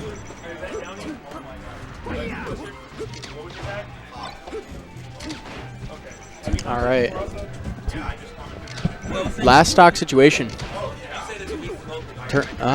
Not tournament stock for both these fellows, but definitely winner side, which makes it a lot easier. Yeah, for sure. And Bones fighting his way back, and he's made up the deficit. He was down quite a bit, and right now he does have Sheik at 59%. Oh, but that back air was unsafe, and Plank, Bones just lived. He just lived. Plank does not mess up tech chases often. Oh, is that it? That is it. Great showing from both players. That was just beautiful to watch. Absolutely. But, you know, Bones kind of, the running off earlier kind of came back and bit him in the butt, you know? Yep. Prior to that, he had such a commanding lead, was doing everything perfect. He just overcommitted, which you can't blame him. You know, sometimes you're just feeling yourself. Right. Yeah. All right, I'm going to hop off now. I always tell people, tweet at me critiques on the commentary. Yep. Don't particularly do Melee too much. Significantly harder for me because I don't know as much info, but I'm going to hop off too. Thank you for having me. No problem. All right. Scooter Dave.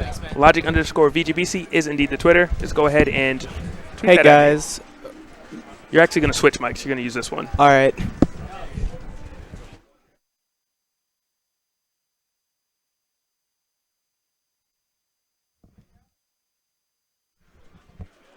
Back at it. All right, guys. That was a really good set. Yeah. This is Quist here again, back on the mic. And you're Hob, right? Yes. All right, nice. So yeah, looks like we got Hat walking up here, about to play a set.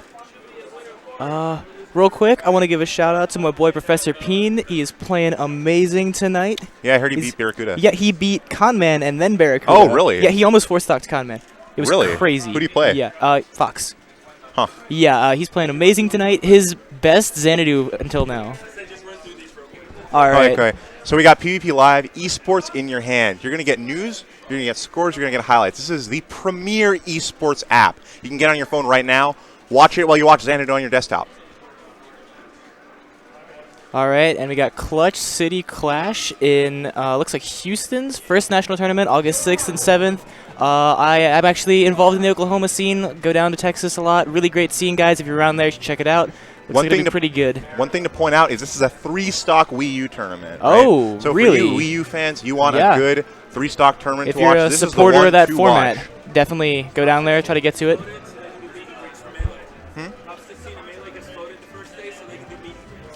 Okay, so I also just heard from Logic that the top 16 players from Melee are going to get floated into the second round, so they can do meet and greets, friendlies, stuff like that with That's their really fans awesome. all day. And that's really going to improve the spectator experience, you know? What you get for your money when you go down there. Yep. You know. So also remember to please support VG Bootcamp, especially if you're in MDVA. These guys have supported us as a region in every Smash game for so long, and for just $4.99 a month that you can cancel at any time, you can support this great organization. Yep, You definitely. get an ad-free experience, unless you're one of those ad blockers out there. Don't do that.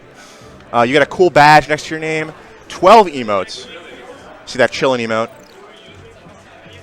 Post your left in my bees, please. And also remember to like, follow, and subscribe to VGBC on Twitch, on Facebook, Twitter, and on YouTube. You're going to get a lot of great content on all of these different platforms, these different social media platforms. And you'll see the sets that are played at Xanadu on the YouTube channel. All right, and here we actually got, Speak of the Devil, Professor Peen versus Wenbo. All right, I'm going to do my best to be completely non-biased, but, dude, I'm hyped for my boy. This is awesome. I'll commentate from Wenbo's perspective. All right. Okay, we're seeing Falcon Marth. This is an interesting Falcon, matchup. interesting. I'm guessing that's going to be Wenbo. Wenbo's Falcon, Yep. because Professor Peen is a Marth player for the most part. He actually just 2-0'd Barracuda, another notable Falcon player from MDVA. So, but you know, I don't know what Wenbo's Falcon's like, but I know what Wenbo's like, which is pretty good. So It's very aggressive, very fast. definitely. Read heavy Falcon. I mean, I think that can be really, really powerful in this matchup against Marth. Marth relies so much on just patience, Yep. good spacing, Uh-huh. and restraint. But with a Falcon who's fast and who really projects their presence well, you can get scared really easily Yep. and start to fall into bad habits. It's a very volatile matchup. It's Marth with the dominance over the neutral and Falcon with the dominance in the punish. But here we go. We're starting off. Right up and grab really immediately. quick, it's interesting that Wenbo actually started in a disadvantaged position. And it. All right. Shake it off. It's all right. You just got to make sure that it doesn't hurt your mentality. You know, this is not an unwinnable position by any means. You should look at Wenbo shielding on platforms, looking to get shield drops right now. Definitely. Trying to And bait Falcon's shield Peen. drop up airs can really scoop a Marth up and make a big combo happen. Absolutely, or even just a shield drop back air, a really strong hit. If you're not ready for it and you DI the wrong way, you can get offstage. Bad situation for Marth. Very fragile offstage. Seeing a nice combo from Peen right now. Yeah, and that should be good it. edge guard. Nice. Forward smash. Yeah, Good stuff. He touched the definitely. ground though? No, he didn't. And see, that's what I'm talking about by good mentality here. Nice. Peen immediately killed him. Wow. Ooh. Wow. Wow. What? He got robbed. Let's go. He got robbed. No, he still got this. Come on, Peen. Just get the. Oh, that's so that's- unfortunate. All right, He you worked again. so hard for that. You just gotta keep your composure. That's the exactly what he stomp. did after he killed himself right away. First stock, came off the angel Looking platform, for the and jumps, almost those took side Wenbo's Bs. entire stock off it. And if he can just keep that Oh, composure, nice up airs though.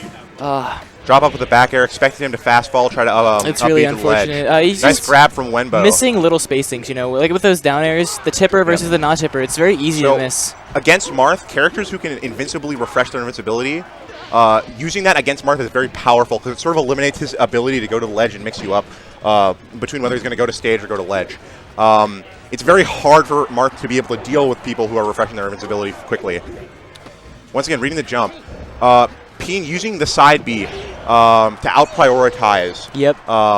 those And that's something those that raptor he boosts. actually, when we talk about this matchup, he says a lot that he loves the Marth side B. It basically stuffs every approaching hitbox that Falcon has, other than, I mean, even grab realistically, but all of the aerial ones, you not only stuff the attack, but also get a pretty much guaranteed grab or aerial.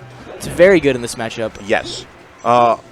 I do believe that it has like some sort of like transcendent priority. I think it goes through a lot of hitboxes. Huh. If I may be wrong. That's interesting. I'm not And sure how that works. Chat should blow me up if I'm wrong. But we got the raw knee from Wenbo. This is looking doable, but troublesome for Professor Peen. He's definitely got to that get shield the drop stock out. and get it fast. Again, Ooh, shield it gets the platform, nice. Waveland regrab. I So like seeing that. What Peen's adaptation to Wenbo starting to shield on the platforms a lot is he's starting to go up with him. Yep, To continue yep. the check chase and just grab him so he doesn't get that shield drop stuff. Oh. Nice. He just catches that repositioning Oh, from that was Wenbo. definitely not on purpose. Smart up smash, not the best of moves. Nares. And it's unfortunate, but every time Wenbo gets a hit here, it's another nail in the coffin. You know, if Peen's going to make Yeah. this comeback, he needs to be able to take some hits. He can't be playing scared the whole time. Wenbo's starting to like space really close to Marth, and like then jump and like wait a little bit. So he's mixing up the rhythm of his aerials, right? He's starting to throw out nairs like a little bit later to try to coax out that side B early, I think. Nice forward smash. Yeah, this Is he going to be able to get this edge guard? I don't. Not quite. I think Peen's inexperience in the matchup is showing a little bit. You really got to just put a hitbox on that ledge. I think he's just a little scared right now. I think that, like, when you're in this position, when you're playing a PR player who's, you know, you SD immediately, you have this long edge guard that you kind of get robbed. Like, it got stolen from him from, like, weird hitboxes on the dare. And you just it sort of gets in your head. It's one thing to have mental composure. It's another thing to be able to have enough composure to come back from 3 stocks. Absolutely. Yeah, especially against a player like Wenbo. Especially against a player like Wenbo. But still, this is absolutely doable. This is a good stage for Marth. I think this plays to Wenbo's strengths, though. I think that he should have gone to a bigger stage. What Wenbo started to do is he started to like space close, try to bait out the hitboxes from Marth. And this is going to help him stay closer to Marth. Yeah. Get those punishes. Yeah, that's true. I guess Peen just has to play a really good spacing game, keep him out, do what Marth has to do in the matchup, especially here, though. Yep. And on the bright side, he's going to get those early kills and really good combos because of the platform and blast zone positioning. So there's one thing that Professor Peen's doing right now that I really like is he's not jumping until Falcon is already committed to a jump. And because of that, he's getting, like, he's putting himself in a good position to air all of Falcon's aerials because they're all very slow. And they don't have, like, a huge amount of range except for, like, knee. Yeah, well, and it's not even, nice like, some of them have good range. It's well. The disjoint that they lack, and that's what Marth feeds on. Because Marth's all about disjoint. He's disjoint the character, basically. But good knee from Wenbo, going to even it back up. I just worry about these up tilts and up airs, especially the up tilts on these platforms trying to pressure Wenbo, because Wenbo has shown that he can shield drop. He's shown that he can punish those, but Peen is, like, Peen showed adaptation earlier. This could be really big right here. This sequence... Nice. Oh, there. I love the coverage from Peen with the fair down tilts. It seems like he's basically got everything covered, short of some kind of crazy wall tech. And basically 0 to death Wenbo there. We're definitely seeing a different Professor Peen than we did last game. Nice nair. Baited out the grab right there. It's a dangerous spot, but he gets back, he gets the counter hit, and Wenbo's already on the defensive. That's the thing with Falcon in this matchup is that there's not a whole lot you can do to challenge Marth. Except for just run away and manage to get a hit in. In terms of just the head-to-head battle, what? Some nuts stuff. What? Oh, no! That's really unfortunate. Close to being Peen was definitely going for the suicide KO there. Oh, no. And, Wenbo gave it to him. Wenbo saw that Peen had a 6 setup, and he wanted to give it to him. Yeah. He wanted to show that he had an A for effort. Showing the love, man. Gotta have fun, right? Oh, nice. And good. Calling out the crouch cancel, but that was an iffy down air. Oh, no. Oh, all right. But it's not even, though. He has an 84% Falcon lead. can put out so much damage so quickly. But it's important that Marth doesn't have to approach. Because Marth, he's not bad at approaching, but he's really good at keeping people out, especially Falcon. Good fair. I don't know if I agree with up being on stage, but it looks like we're back in the neutral. He just needs 1 hit. Oh, it's over. No. All right. You know, he kept it close second game. It was played very well by Professor Peen that second game. Some great combos. Some cool reads, some cool setups. Professor Peen. Wenbo just stayed calm, just punished him really hard for everything he tried to do. Yeah. Some real adaptation. I love the close spacing that Wenbo started to have against Peen. Absolutely. Starting to choke him off, he not allow him to zone. Peen wasn't the best at zoning. Like, Peen's a very combo-based Marth. He's not terrible at zoning, but it's not really his strong suit. You know, it's like the Mewtwo King versus PPMD style. And I think Wenbo noticed that and really just tried to get in his face a lot, pressure him, and get him to make mistakes. See Nurok, so Falco. Nurok, who are you playing? Nice. We're seeing some Falco Dittos. All right, let's go. Bones so actually, and Nurok. This is interestingly, this is a run back from, I'd say, 2 or 3 weeks ago or so, a set I commentated. But Falco Dittos, definitely a bit of a randy matchup. They can be really cool or they can be insane. It really just depends on how the players are playing, if they're being really aggro, if they're trying to play it safe. And honestly, a big part of it is just how you're doing that day. Falco is a character that a small mistake can be in a really, really big combo. A big thing about this matchup is that it's all about laser control. It's all about being able to take control of the neutral game, not allow the other Falco to shoot lasers. because if you get that control, you get all of the advantage of lasers. You get to stuff the other Falco's moving. You get to approach. You get to control the pace of the game. That's what Falco's all about. It's all about controlling the pace of the game. Yep, absolutely. And laser is one of the best tools in the game to do that. It's not as incredibly good as a lot of people think it is, but it can be a very good basis for a neutral game, as seen in PPMD's play. I think it's pretty good. I think that you hear a lot of people think that laser is like one of the most broken moves in the game. You know, Falco is impossible or whatever. Like, that's not true. It's just a solid move, but it's not unbeatable. I think that it's more than a solid move, personally. I think that it wins him like most of his matchups, but that's neither here nor there. And okay, honestly, all right, so we're going into this. I'd say Bones is probably the one with the Ender tag, the blue Falco. And getting a bit of an early lead here, but 15-20% doesn't mean a whole lot in this matchup.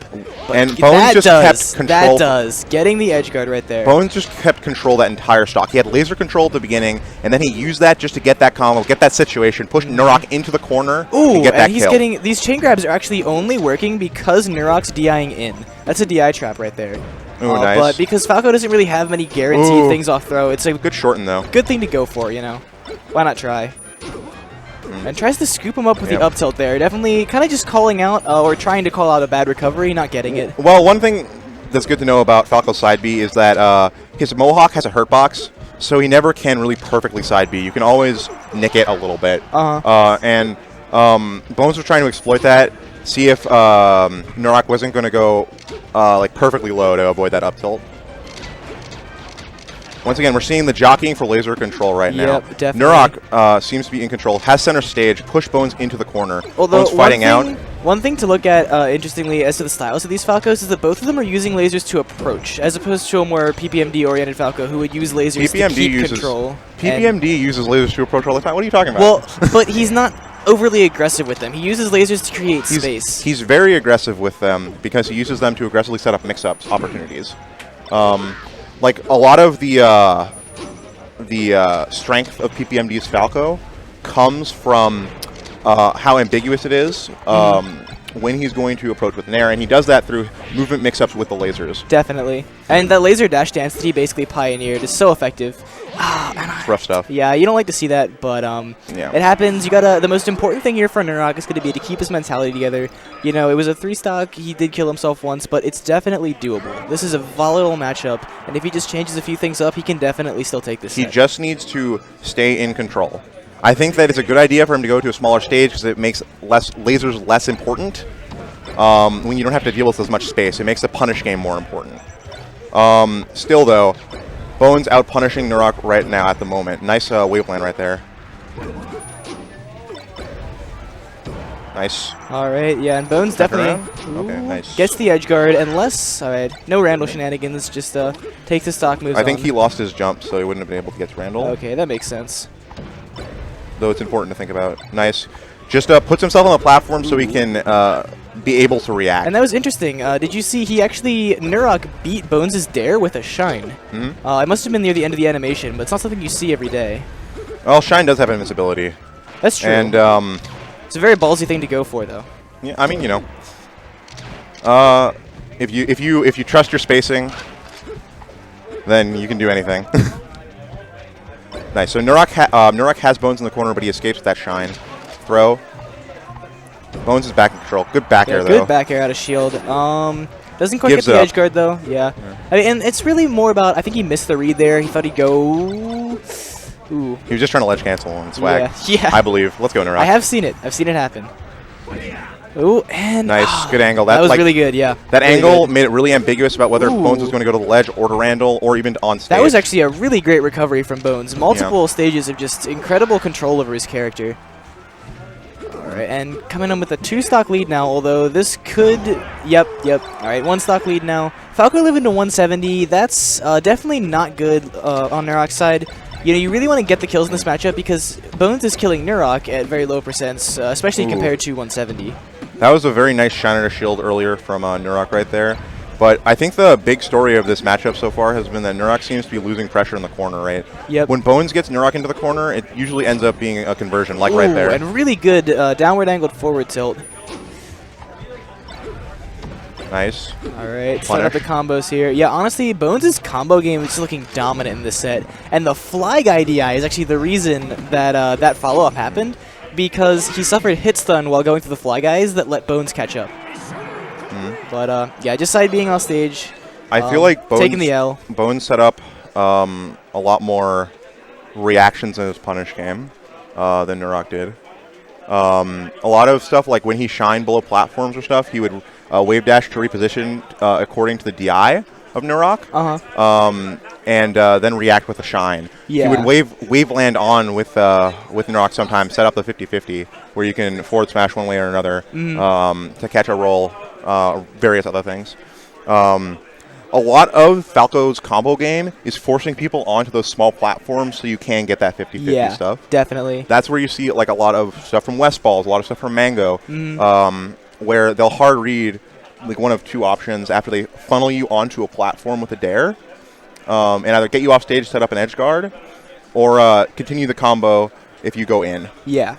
And that's Falco kind of feeds on in DI. If you DI out against him, you are risking an early death, but it's a lot harder for him to follow up.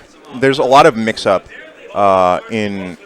within Falco's combo game. Here we've got the legendary MDVA matchup. The classic. Master and Apprentice, Hat versus Plank.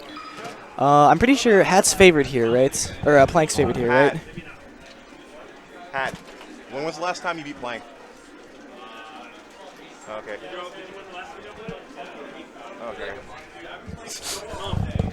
I know that Plank beat, or Hat beat Plank semi recently. Really? But it's also true that Plank is very, very dominant in this player matchup. Plank's a very old school player. Definitely brings the experience to the table here. Also, just excellent the Sheik Ditto. Absolutely. Very good Sheik Dittoer. Are we going to be seeing the Falco? The Falco Hat. From who's Falco? I think we're seeing Hat's Falco. Interesting. I don't know if I agree with that. Well, I have actually taken a game off Hat's Falco with my Sheik. I mean, I think that there's okay. That's all right, yeah, switches back. That's kind of expected, honestly. That was Plank's not really Falco, actually. Oh. But I have seen Hat has been developing other characters, especially to deal with Ices. I remember seeing him go through a whole roulette wheel of characters to try to beat Nintendude. Just because that's such a difficult matchup. Or it can be such a can be such a difficult matchup for Sheik. All right, we're on Battlefield. Looks hand like warmers? a button warmer. No. Is it? No, it is not. Just no, wait, it is. Is it? Okay. Yeah, I'm pretty sure it is. Is or not? No, I'm really confused. Let's say it's not. Yeah, it's probably not. Look into that combo anyway. Okay. All right, and do you know which color is which player here? I assume that Hat is blue. Yeah, I mean probably, but maybe I don't know. Definitely dominant first stock. I'm not too familiar with these players' playstyles. Not enough to say definitely which one's which anyway. But it looks to me that Plank is just very confident here. He's kind of going on platforms, wave landing, throwing needles, and it almost feels like Hat's just playing catch up. I mean, honestly. What it looks like is the Sheik behind right now just wants a grab to get that chain grab. Yep, and here we go. And the punish game is so you punish so hard in this matchup. Yeah, absolutely. And the interesting thing is that the matchup dynamic changes pretty hard whether chain grabbing is gentleman like for or against. Because you see matches like, the legendary, I think it was at CEO with Mewtwo King vs. Plup. Yep. That was a very different Sheik Ditto than you would have seen if they were chain grabbing, because they were able to be more reckless, go for more things that they wouldn't have because they can afford to take the risk. Yeah. It's definitely a more interesting matchup in my opinion with chain grabbing off, just because there's a lot more variety in the punish game. But I still think that you should never, ever have chain grabbing off in this Ditto. It's sort of like the spectator experience versus the player experience, and you can't really blame them. Just because it isn't more interesting to us doesn't mean that they don't want to play the so-called optimal way. Yeah, and also there's a lot of enjoyment to be had in the neutral game, getting the grab. All right, and this should be a stock from Plank, but has definitely brought it back pretty hard from what was essentially a 0 to death. I think he took like 8% on that first stock. So good stuff from Hat. Just using the Shino stall just to make it ambiguous about when he's going to come on. Let Hat or Plank, I'm not sure which. Let one of them become complacent so that they can ledge dash on, get an opening. And Sheik's ledge dash is very good. It's not, space animal quite level, but it is very effective, has some invincibility on it. That was a good grab of the ledge. Made the blue Sheik have to react very quickly. Nice. Up air? No. Not quite. Just jockeying for position right now, trying to get center stage. Definitely. Although it is very difficult to do effective corner pressure against Sheik because of how incredibly good her ledge options are with the Shino stall and the Waveland. Also because of how good her shield is. Like, Definitely. Sheik has the luxury of being able to hold shield longer and force mix-ups whether you're going to grab or not longer than most other characters can because it's so hard to shield poke her. Still. Chain grab starts. Nice. See the punish. Nice. Yep. This is pretty much just guaranteed. It's not very difficult to do. Yep. But the only real mix-up comes at the higher percents, whether they DI up or away. There's also, like, with every chain grab, there's the little ambiguous slight DIs. That can be a little tricky to catch.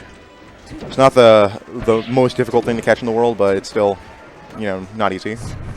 All right, and unfortunately misses the follow-up, but that was a very good mix-up on the recovery from the white and black Sheik. I know there's a mix-up that Plup likes to do a lot where he'll make it look like he's going to the platform, but go just below it to make you try to cover the platform option instead. Yeah, like kind of poofing like with their legs below the platform so they fall through. Yeah. One thing I think it'll be interesting to see as this game progresses, whether being able to edge cancel Sheik's up B will be more common in the meta. Which Sheik is which? Which one of you is which? We don't know. Okay, cool. It's their faces are next to the ones they are. Okay, that makes sense. Thank you. Okay. Plank is white. Right, Hat is blue. So Hat is blue. So my B, I guess Hat got the crazy 0 to death for stock last game. But Plank still took it. Dangerous. Yep. Dangerous dash attack. And Not wise very, very Ooh. good dash dancing from Plank. That's especially impressive considering how lackluster Sheik's dash dance is because of her very short dashing animation. But fairly even game so far. 56 to, I guess, 73 now. And it looks like these players know each other very well. And of course they do, but you can tell by their playstyles that they are familiar with what the other person likes to do.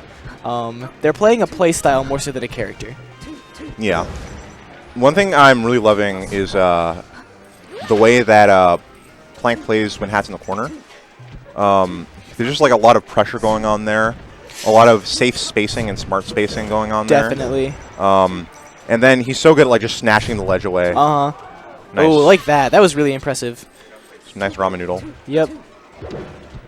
Good stuff. Using that invincibility to his advantage. Nice He needles. gets hit by the full needle set. That's always unfortunate. I think one of them was stale because it wasn't 18. Really? Yeah.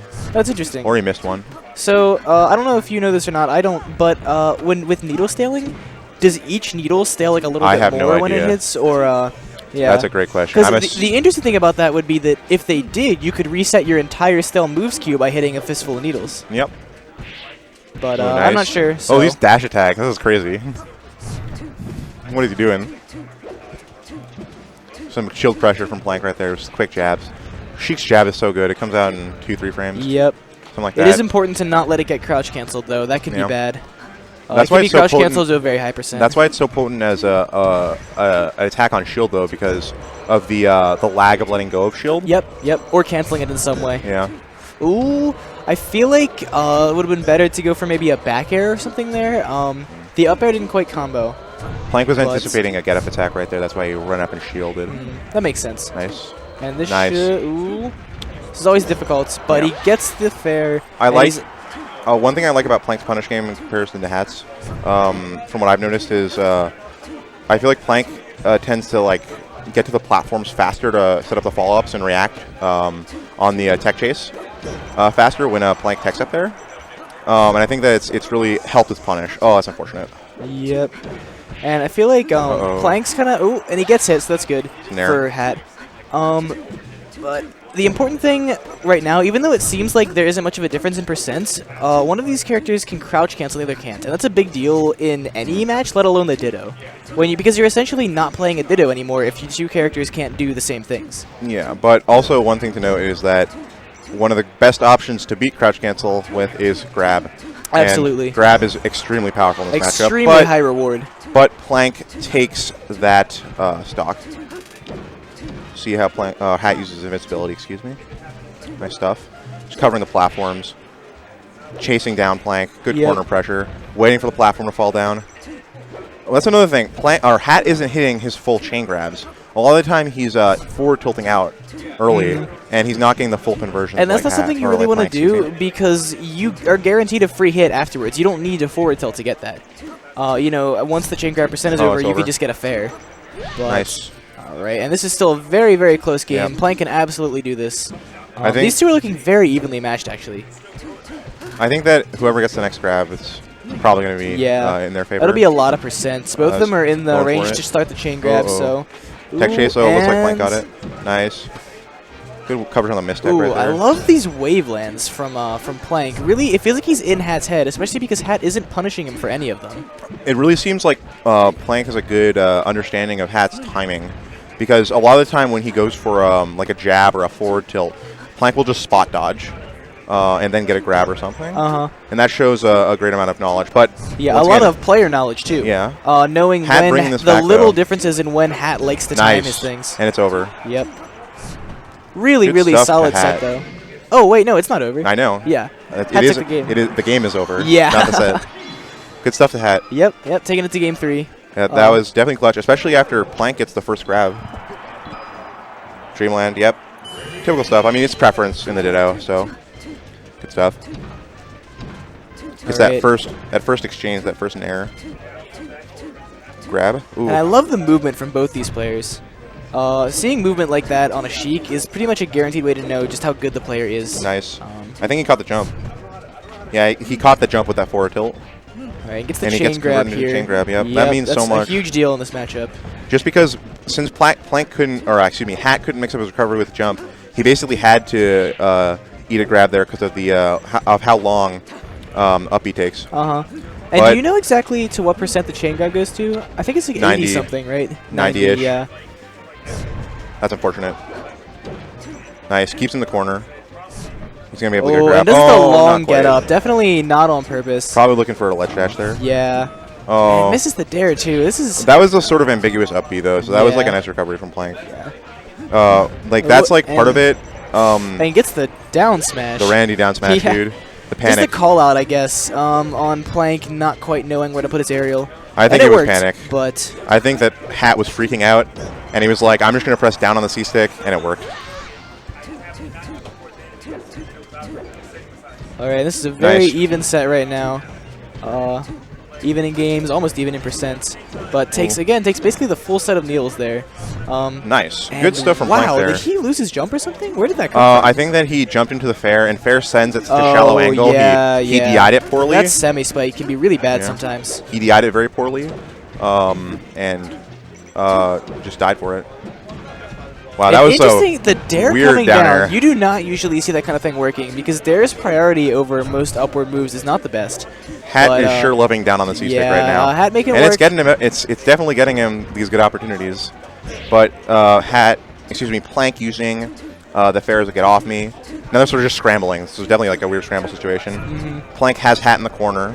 He's gonna be able to get anything. He's gonna And it ledge seems dash. like Plank is kind of happy to Mewtwo King it, wait till exactly when he wants to come on, Nice. not rush Hat things. reverses the situation. Oh, he doesn't grab or anything though. Oh, but he gets a grab anyways. And forward throws, that is interesting. Sheik's forward throw not being the best, not nice sending ledge very dash far. from Plank. I'd say that Plank's ledge movement overall has been a little bit cleaner than Hat's.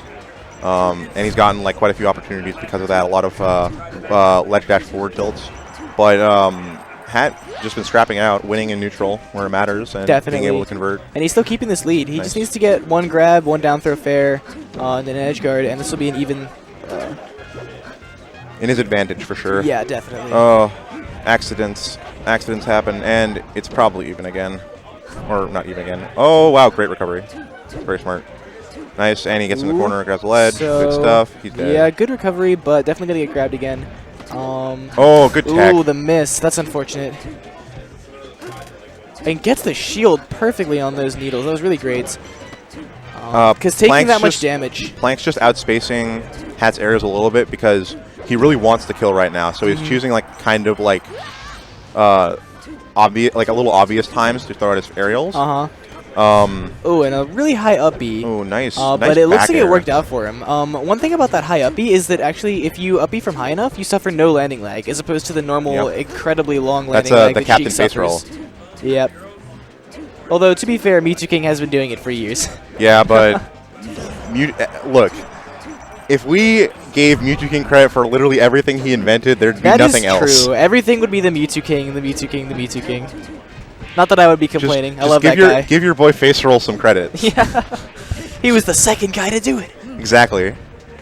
Just let him have his thing. And getting dude. this chain oh yeah, this is really big for Het.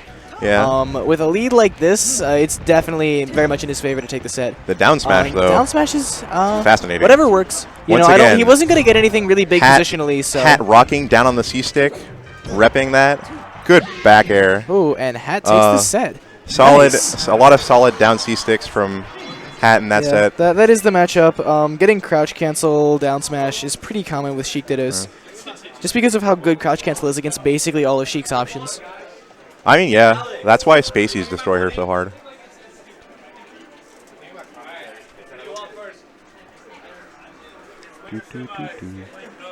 Alright, so I guess it's winners semis right now. We got Wenbo Bones or possibly... Did you hear the other one?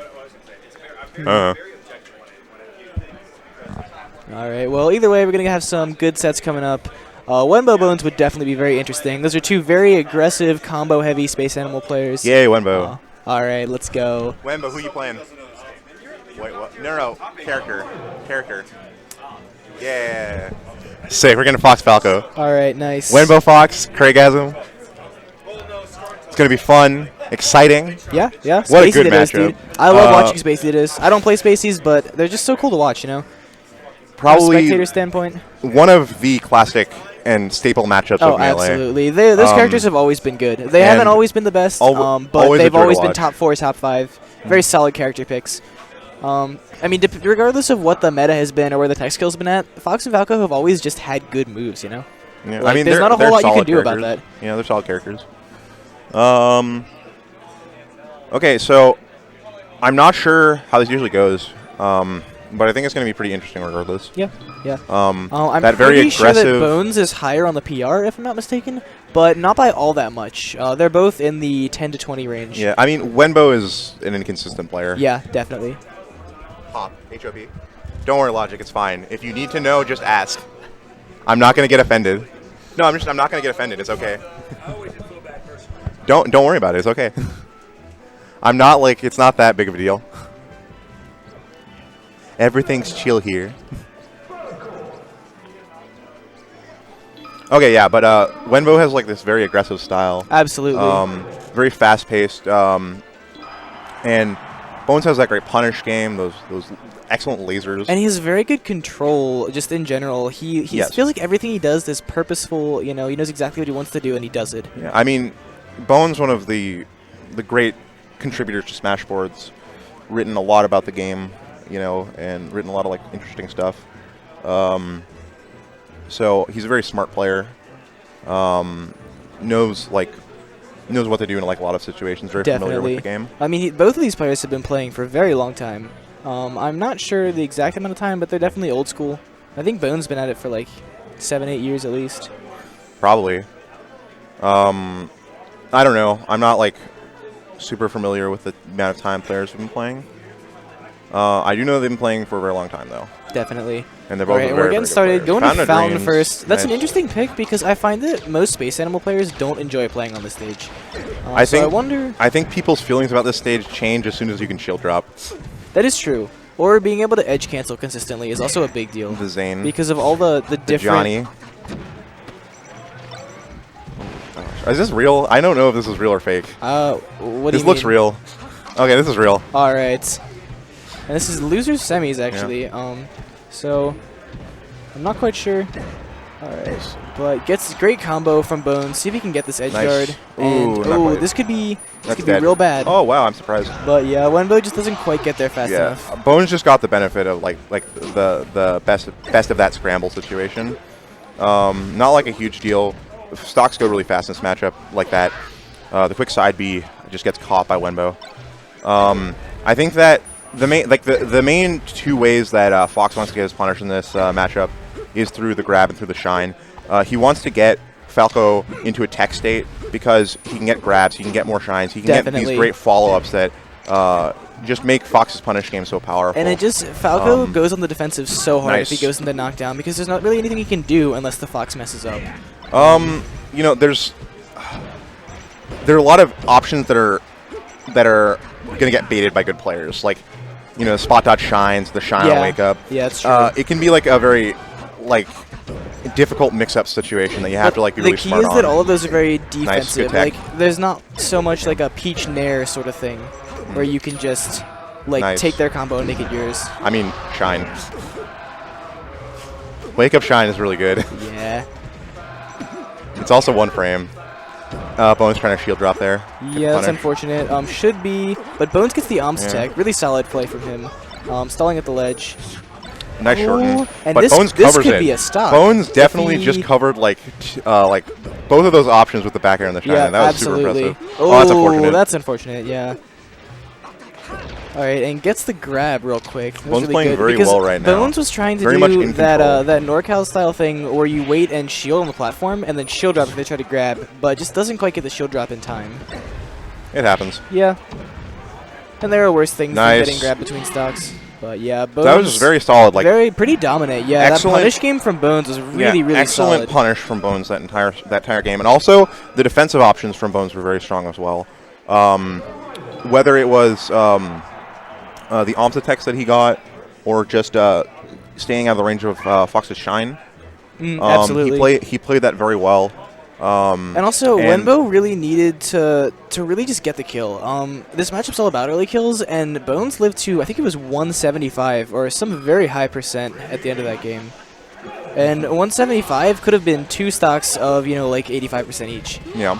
I mean, once again, that was just some very, very good defensive play from Bones, though.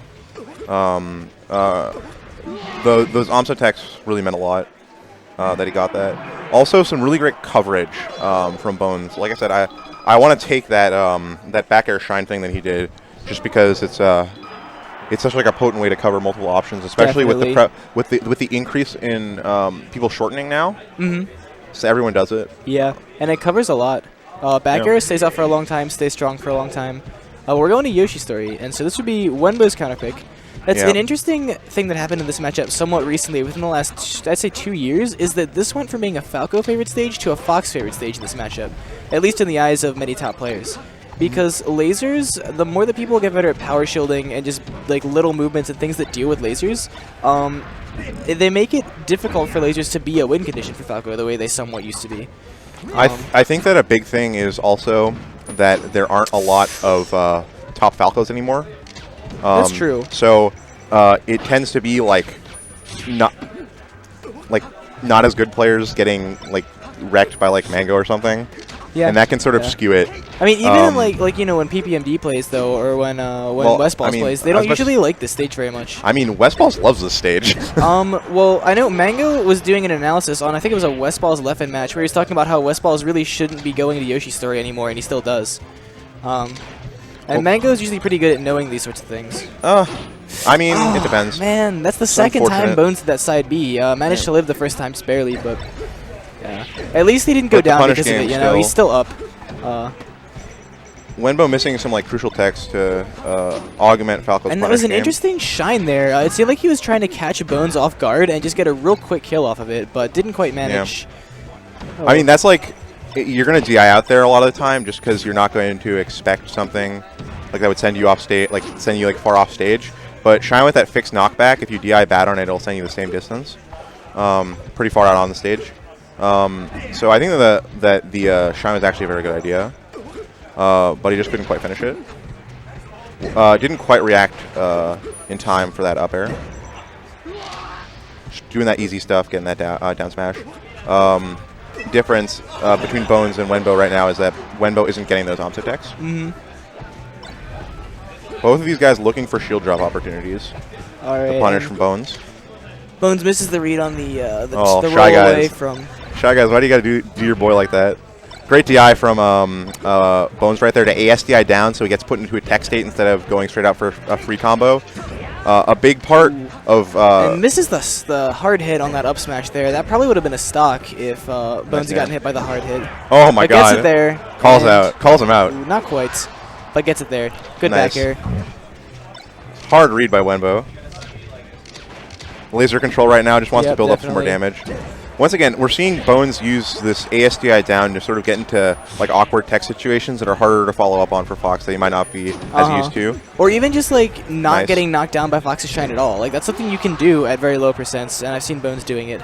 I mean, if you SDI in, I think you can get into a Wave Shine state, but I don't feel like Falco wants that, but this is irrelevant. It's not so much that he wants to be in a Wave Shine state, it's that it's better than doing exactly what the Fox expects to happen.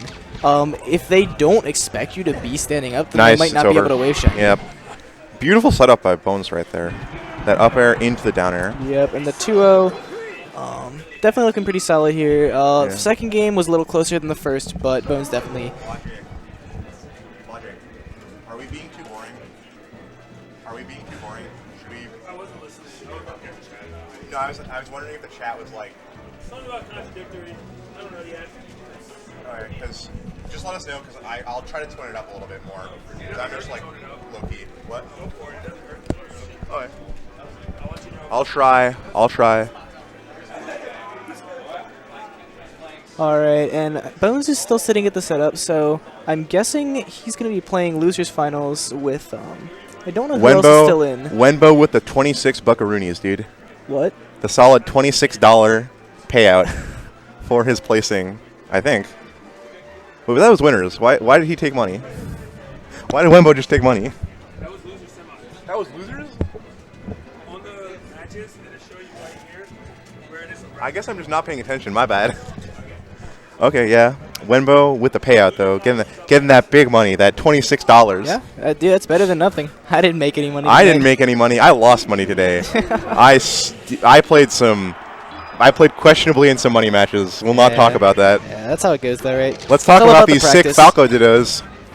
Wenbo. Yeah, this is definitely just friendlies here, but I think Wenbo's Falco is very interesting. He kind of just wants to combo a lot. Yeah, he's rushed. That is Wenbo's life. Yeah. He's very rush down, very aggressive, very fast. Once again, looking for shield drops. This guy does love his shield drops right now. Oh, Bones just chasing him down, but Wenbo gets the laser set up into the forward smash. Fun stuff. Oh my god. Bones' lasers are so nice. Yeah. Just catches recoveries and covers options so well. Nice. I love these shines out of shield. That's somewhat of a new thing that people started doing within the last couple of years. Oh my god, he saved him. What a homie.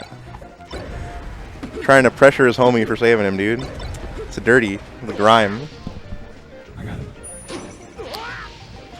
Now it just birds flying south for the winner, killing themselves. I don't think that's how you fly south for the winner. You're flying somewhere for the winner. Off stage. Alright, we're going to be seeing Plank versus Bones. Alright. Hopefully there will be... Sheik, probably. Losers finals. Alright, who's in winners finals? Do you know? I'm trying to think who else is... No, not Bones. Hat is. Oh, yeah. Wait. Is it?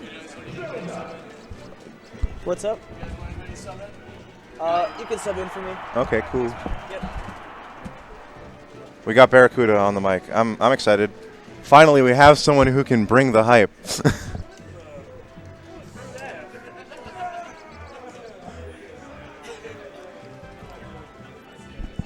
Oh man, what an introduction. Oh yeah. How am I gonna follow it up? By doing it. Don't screw this up. Oh god. I was gonna say a bad word, but I caught myself. Esports, baby. Oh yeah. All right, so we got Bones and Plank. I mean, these guys play all the time, literally all the time. I think Bones looks like he's playing pretty well today, though. His punish game has been great. Yeah. Look at this neutral game right now. He's great dash dancing to outspace Sheik stuff. A lot of this is going to be Falco using the laser to whiff punish the aerials that it gets baited out with the dash dance. Nice forward smash. Man, no kidding about that punish game. Nice. That hurt. Nice. Ooh, down Very air. smart. Yep. Good stuff, Bones. Ooh. Oh, no, he dropped it. What are you doing? Nice down smash. Get that invincibility on the leg. Not in a good spot right now. He is. But he's. Ooh, and that should be a stock if he can hit this edge guard. Oh, good angle. And the fast fall after it too. What a good recovery. it feels very much like Bones is in control right now. Like, even when he was in the corner there, he seemed to like have a strategy on how to get out of it. Yeah, no, he wasn't rushing out or anything. What are you he doing? was patient. What was that shine? It's not Fox. It is not Fox. Definitely not Fox. Oh. Ooh. Ooh, nice. Looking like Falcon with the stomps. Looking like something. Dude, Sheik's down air looks so weird. What is it supposed to be? Why does it send you at that angle? I don't know. Think of the physics of the move. Just sticking the leg out and then they pop up. I feel like What a it character. just draws you. I know, right? What a character. Good edge hog there. Just throws you into the ground and you pop up. You could get like 15 feet in the air with a Sheik down throw if you have a high enough percent. It's ridiculous. Once again, lots of control from Bones. Using these lasers to make it sort of awkward for Sheik to come at him. Love make it hard. the reverse back air there. Ooh, just punish. Misses the opposite tech there, though. That's playing important. smart, Oh my god, the tricks. He's playing smart. He's definitely not, over pursuing Plank when he's in the corner. Bones That- is, keeping him in the corner. Can we and talk about how he ledge canceled the down air to make Plank jump and then immediately down air to kill him? That was nutty. Bones is a god. Apparently. Why is he in loser's bracket then? What god goes to loser's bracket? Mango. It's at Xanadu? Not as Xanadu. At Xanadu? Oh god, no. Still a close game here, though. Oh yeah, for sure. I mean, Plank has a fantastic punish game as well, and these players know each other well. They've played in so many Xanadu sets. Plus, this is a great stage for Sheik. Yeah, but Bones, I know he loves this stage. He goes here in pretty much most matchups. It's just one of his favorite stages, and the way he's moving around right now, I can see why. Yeah, a lot of familiarity with the stage. And I mean, Falco can get a lot off these changing platforms. Ooh, good stuff. Oh, Doesn't quite get it though. Nice. bit risky there, but Bones makes it out. I really wanted to say nice back air there, but I'm trying to stop. Sometimes it's Stop. just a nice back air, No other way to say it. Ooh, Wow. gets a bit of a tech Plank, flub there. the homie, saving Bones from killing himself. I thought he what was a going guy. for a wall jump there, but What a kind person. Plank flubbing the edge guard. I like that shine there. He was like a little late, but I still like the idea, because if you got that shine bear there, then you don't have to go through the whole edge guard process. Nice. Yeah, Just some solid stuff, some solid zoning. Sorry for interrupting him. No, it's fine. Yeah, Bones is just doing a really solid job using like back air and lasers to really poke at Sheik in the corner, and it just builds a lot of percent. He's not over pursuing by any means. I like these empty hops from Plank. Try to bait out that shield drop that Bones has been showing that he likes to do. But Bones not biting. Looking for it there though. Yeah, Bones is really making great use of the platforms, Sheik, when she's like underneath those kind of low platforms, she can't really jump, so he's using it to pressure and get out of the corner really well. One thing to notice is I feel like Plank has really been on the chase a lot. He's trying to chase Falco around, which is sort of what Falco wants, right? Because then you can sort of set up those lasers, you can set up those bears, and you can sort of make your opponent come into them. A big part about playing against Falco is not allowing him, or not allowing yourself to chase him. To put yourself in good positions and hold them. Exactly. It's hard because of his full hop being so big and him having like pretty good movement. Yeah, but you just kind of want to chase after him, and he's really got a lot of effective baits with that. But he's so good at reversing the situations, you know what I mean? No, totally. I like this counter pick. Bones seemed to be doing really well in like that close space. And this lets Plank live a little bit longer. And A little interesting, sort of though, like because you were just mentioning, too, like, he's having a little bit of trouble chasing Falco down, and this is a pretty big stage, so you might see Bones try and, maybe Play go to the top platforms? platform, maybe, just stand... Ooh, the tech flub. that's like the third one today. So unfortunate. Probably the third one I've seen in like the last 2 sets. Hate to see that kind of thing happen. It happens, It's the Spacey special. Definitely. I do that all the time. It's a pretty good move. I think that it's wise. Good investment of my stock. I like that pressure from Plank right there, using the sort of unorthodox hitbox of up tilt. Up tilt is amazing on shield. I think if you hit both hits, it's actually neutral to positive, so you can actually up tilt to grab sometimes if they don't roll out. The second hit is positive. The second hit, not the first hit. I think the first hit is what you... Because you can shine out of shield the first hit, depending on spacing. But I think that using the second hit and spacing it well is very good. And Plank in a very demanding lead right now. Yeah, exactly. I mean, it looks closer than it actually is, but now it's just one stock, so I think Bones really has to get like a solid combo started here to kind of work his way back in. I think one of the big things is that once again Plank hasn't been chasing Bones as much this time. Yeah, he's definitely been like... He's made it harder for him to get him. He's been kind of holding his ground, like you said, and just like playing that kind of corner zoning game, which Bones was actually doing the last game pretty well. But, and I mean... bit of a role reversal. Plank has very, very strong corner pressure. I mean, if you saw the set he had with Hat earlier, and you looked at Plank's corner pressure, it was fantastic. So he just needs to sort of put himself into spacings where he can get Falco into the corner and then set that up. The one thing I would say is I feel like Plank has been not really grabbing, and during his tech grabbing chases, out of neutral. He's been kind of missing his tech chases a little bit, just a little off, and going for like aerials instead of the usual regrabs you see from Sheik. Definitely in like the latter half of the game. Yeah. In the first 2 stocks, he got like 2 really good tech chases. I think it's just a little bit of trying to play safe around spot dodge shine, and you know Falco has such great like wake up options. It definitely is hard to play Oki against Falco. And as soon as I mention that, he gets the tech chase started. Only gets 1 regrab though. I mean, it's really hard to react. And then make sure you don't, you know, get shine. Good tech. Almost reacts to the opposite tech. Nice. Good tech. Wow. Bones, what are you doing? You're Bones is... So I think he needed to tech in with that second tech, but he ended up teching where he was dying. So he ended up sliding off. Just some like jockeying for position right now. Bones was able to reverse that situation after he got grabbed and just sort of try to corner Plank. And this whole punish has come from that.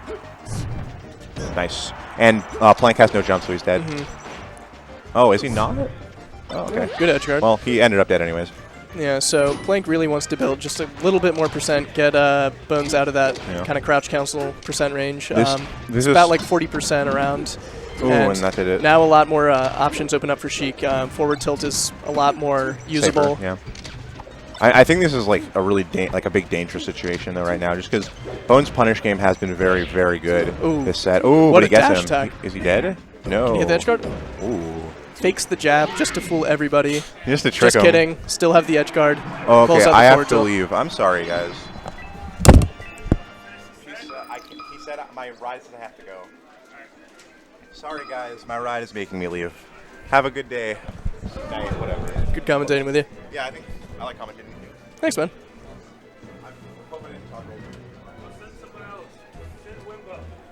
Wenbo, we need you. Taking it all the way to game 3 now. Be interesting to see where Bones goes. Sheik generally hates the stages without the platforms, so Pokemons and FD are definitely places that Bones would probably be looking at. I suppose I will fill in until we can get Wimbo. Only a game, though. Only a game. Good to have you with me. Didn't want to do it alone. Don't say it quite yet. You haven't heard me commentate Melee before. But definitely a good performance, good adaptations. You could argue that maybe if Bones didn't SD, we might be over right now. We might be showing the player came with the victor. But that's neither here nor there. It happened. We were there. We both watched it on different streams. Where were you when you saw Bones side B off the edge? 2016. I remember where I was. Right here man, on the July 20th. I was sitting here behind this computer screen. My life changed since then. Plank, I don't remember if he actually had the headphones on earlier, but maybe he just wants to hear every laser. Then I'm not going to hold him up. I'm going to let him get right back in it. So they're going to Yoshi's, and at least in the first game, Bones was doing a lot of work with the corner pressure on the smaller stage, so I can see why he would be interested in going back to this stage. And I've heard from many people that this is a very good stage for Falco. I know that goes back and forth. One year you hear it's the best stage for Murph, and the next year it's for Falco. Yeah, no, I think right now it's in the swing of Falco. Everybody knows it's like Westball's favorite stage. He, can do like amazing platform tech and just all of his crazy shenanigans here. So a lot of Falcos really love this stage. But Plank's definitely going to try to use to his advantage. Almost had the edge guard right there, and that would have been very disheartening for Bones if he would have died at 37%. Yeah, that's definitely the spacey life. Work hard, get a lot of hits in neutral and combos, but that was so edge good. guards bring it back really quick, and that's definitely what Plank is looking for right now. Definitely. And along with that, Falco gets tech chased into oblivion, and Plank is one of the better Sheiks I see at tech chasing people after a grab. Yeah, I've been kind of surprised this set. He hasn't been going for quite as many regrabs. He's been opting instead for like forward air and neutral air during the tech chases. Probably trying to stay a little safe, but right as I mentioned that, he gets the reaction dash attack, and that's the stock.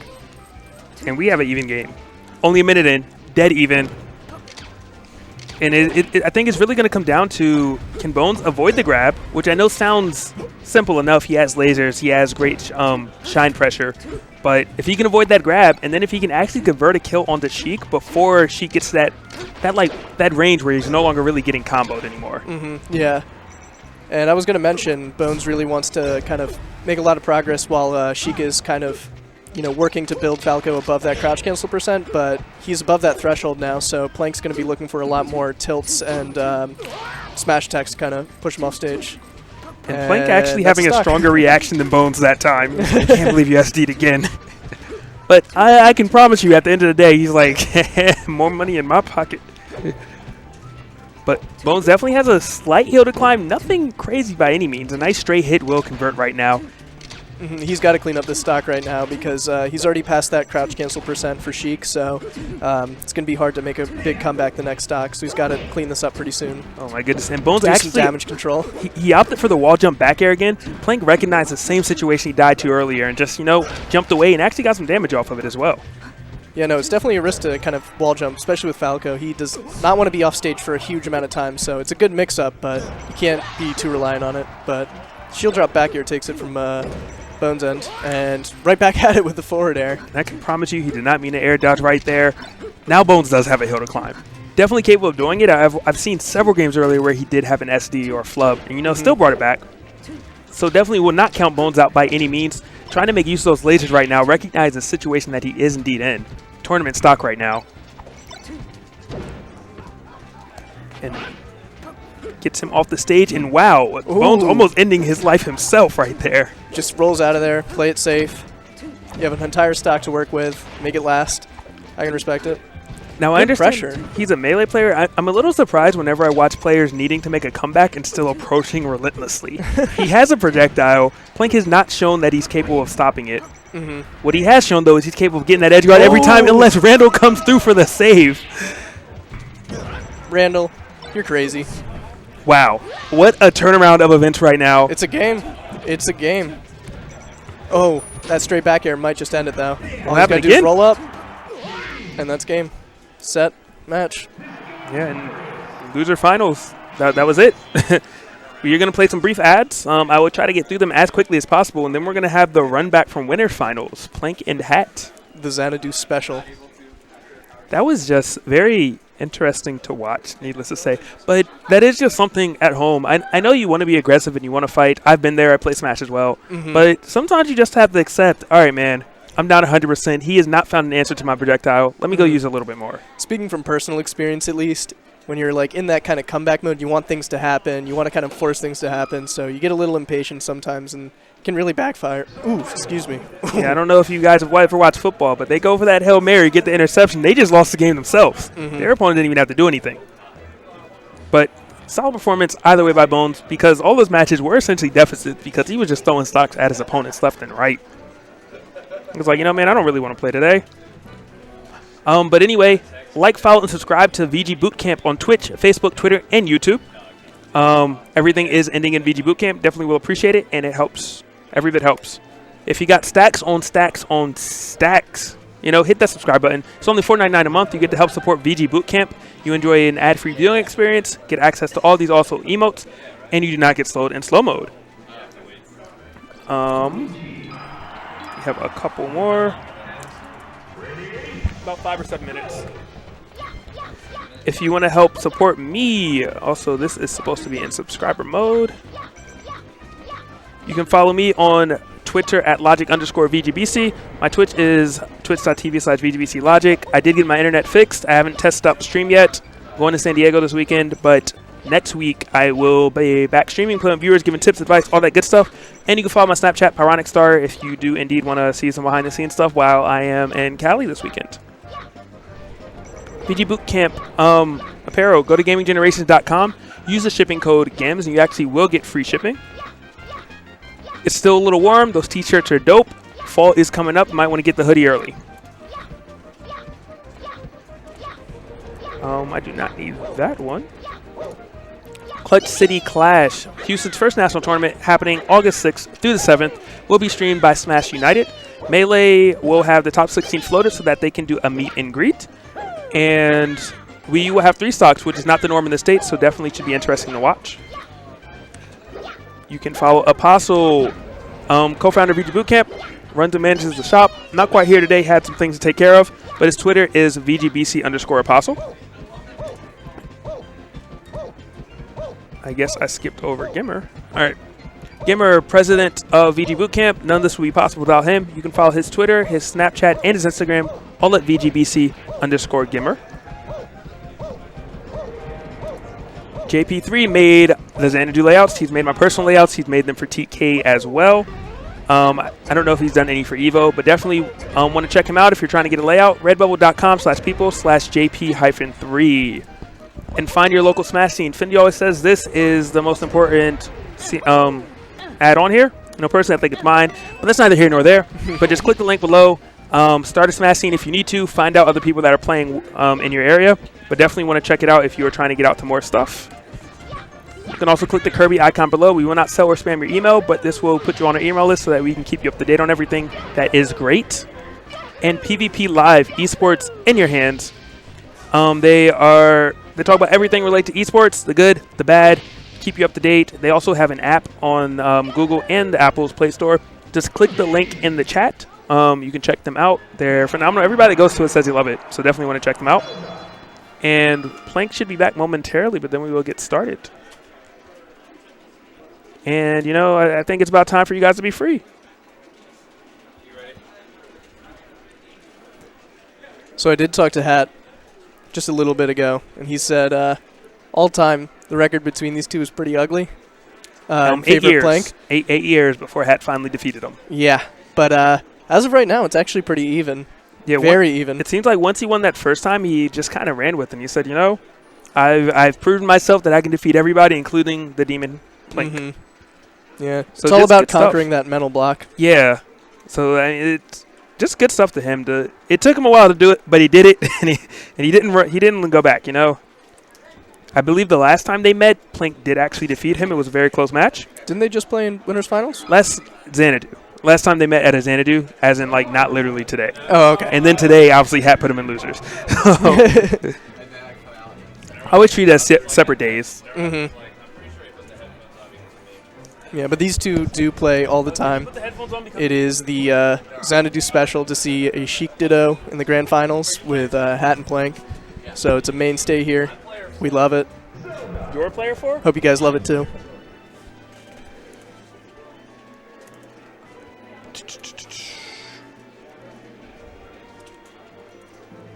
I'm going to have to start finding someone to help me on Melee.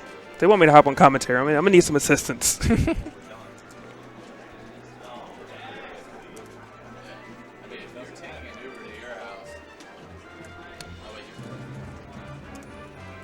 All right, they have the official thumbs up. At this point, it's all on them to start.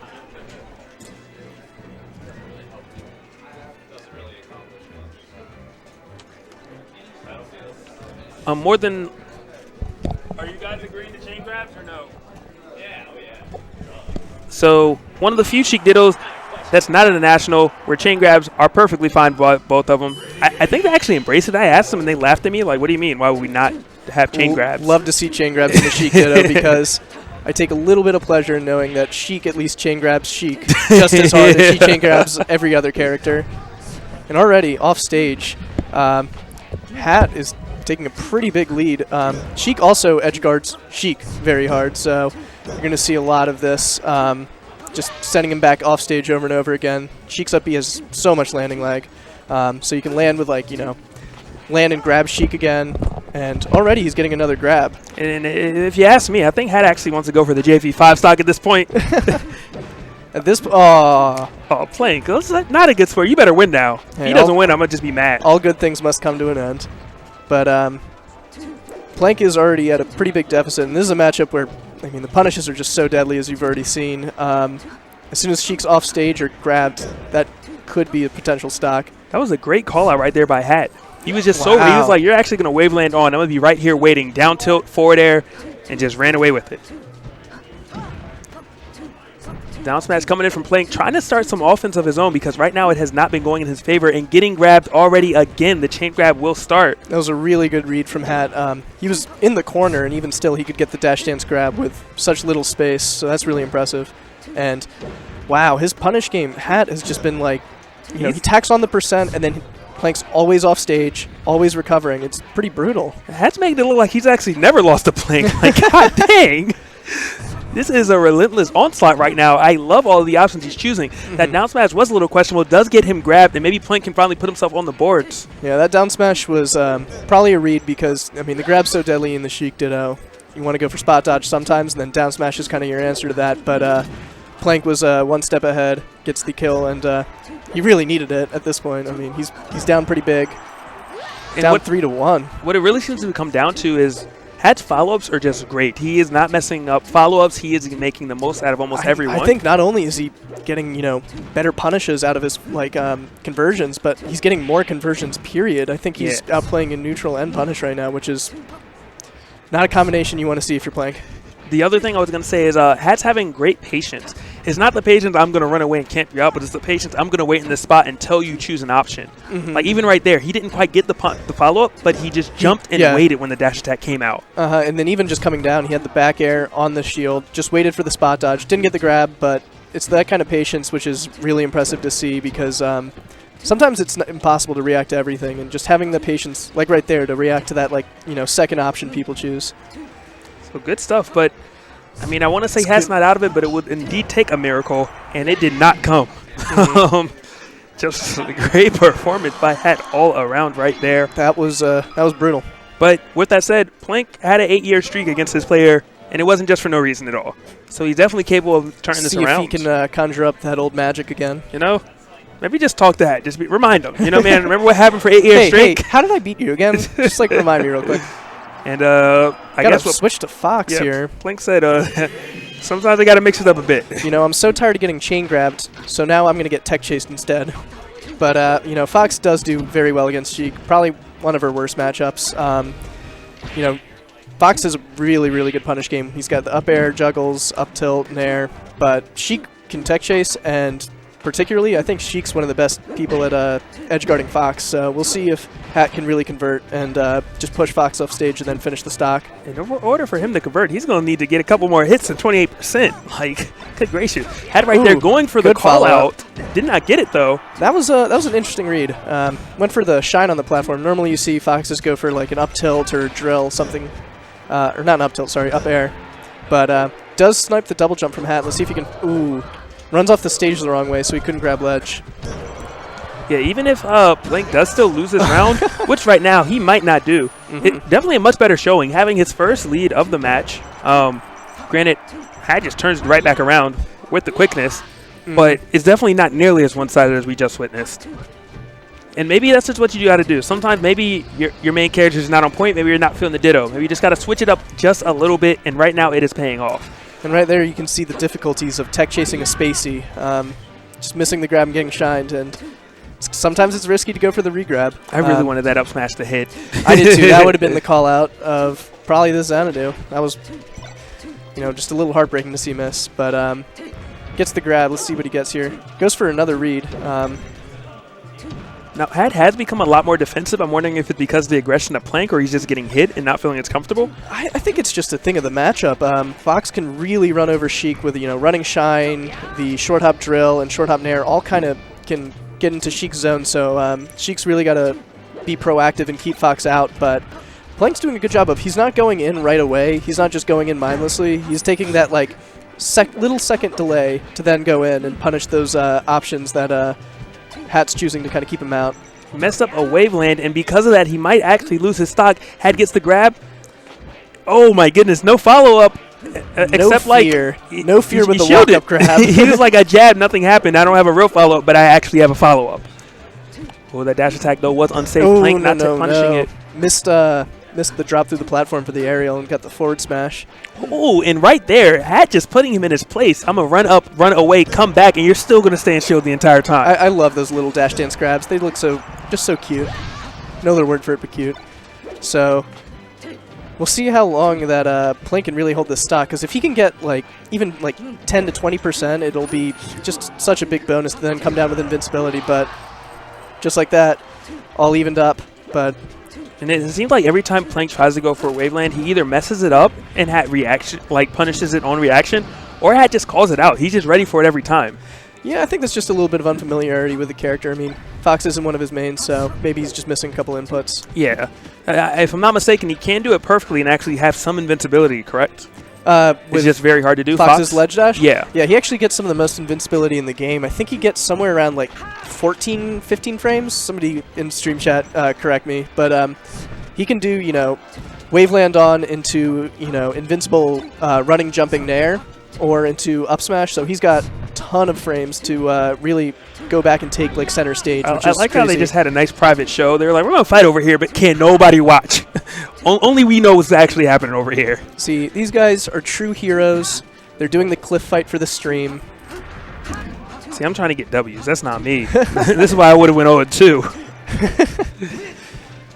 Oh, Plink trying to get that up smash, looking a little desperate right now for the kill, and he does manage to convert it off of a shine just moments later. God, running shine is just such a good tool for Fox. I mean, you just go in, it ignores crouch cancel, easy conversion into grab, up smash. But still, he's got a lead. Let's see how long he can keep it, because I feel like every time Plink's gotten the lead, Hat just comes back immediately and barely takes any damage. Does it again here, but this is it. This is last stock of Plink's tournament, potentially. Yeah. He's got to kind of pull it out with Fox right now. If Hat really wants to close it out, he's going to need to not be one step behind Plink, because right now that's how the entire round has been, just one step behind. Yeah, and you can see it right there where he was just kind of grabbing at the shield pressure, but just sometimes just roll out a spacey shield pressure. It's not worth challenging, especially on a last stock scenario. You don't want to lose a stock because you go for a bad shield grab. Ooh, he had the tomahawk out of a full hop into the grab. Hat retreating, trying to just kind of regain his composure, get all his tools available. As you can see, has fully charged needles on deck. But and that's going to be huge, because Fox is at such a low percent that needles are one of the few things he can do to really rack up damage other than get a tech chase. So. But he is a 95% in up smash, in up air. So many viable options right now that Plink has to actually take this round. I mean, just barring, you can't sit and shield either as Sheik, because Plink will be able to grab and then get, the up throw up air, too. Hat wouldn't have to worry about it if he had good, tech skill. Just SDI out. Hungrybox does all the time. Yeah, just SDI out. It's really easy. But right now, the chase is starting. Has him at 60% and counting. Got 2 reads so far. Let's see what he... will he get the 0 death? He has a needle to stop it. And Hat takes it. Oh, my goodness. Just slaps him out of the air. Literally takes the victory from his barrels hands. Down into the depths of Pokemon Stadium. And with that... Wow, we have our victor. That was Xanadu. And it was so fitting because he... You know how, everybody wants to fight. They put on a nice little cliff fight. Mm-hmm. And Hat said, you know what, it's time to win. He backed up, regained composure. I want to say he almost just took a second to think about what he needed to do to win. Mm-hmm. Got his needles, and 0 to death Plink. That was it. Exactly, yeah. And I was even going to say I wasn't a huge fan of how far away he was standing, because you saw when the transformation went down, he lost that center stage, and he's at such a high percent. But even then, he made it work. And like you said, he really regained his composure, and that kind of let him. He got a couple reads, so he definitely thought about something. He's just remembered what to do against Fox. Oh yeah, and very unfortunate for Plink, who had everything going for him. He had a 90% lead going in, so he needed 1 or 2 more hits, get Sheik off stage, he and then got 6%. He essentially did, I want to say, 0 to 90% unanswered, with the exception of a needle. Yeah, and then got grabbed once. Sometimes that's the matchup. If she can really tech chase, get reads, or preferably react, which is really hard, but if the Sheik can, that could be the Fox's stock. We don't have a commentator cam today, but with that said, you can let them know where to follow you. I don't know if you use Twitter or not. I do, in fact, have a Twitter. It is pretty barren, but if people start following me, I'll definitely use it more. My Twitter is Barracuda, @Barracuda, SSBM, Barracuda with 2 R's.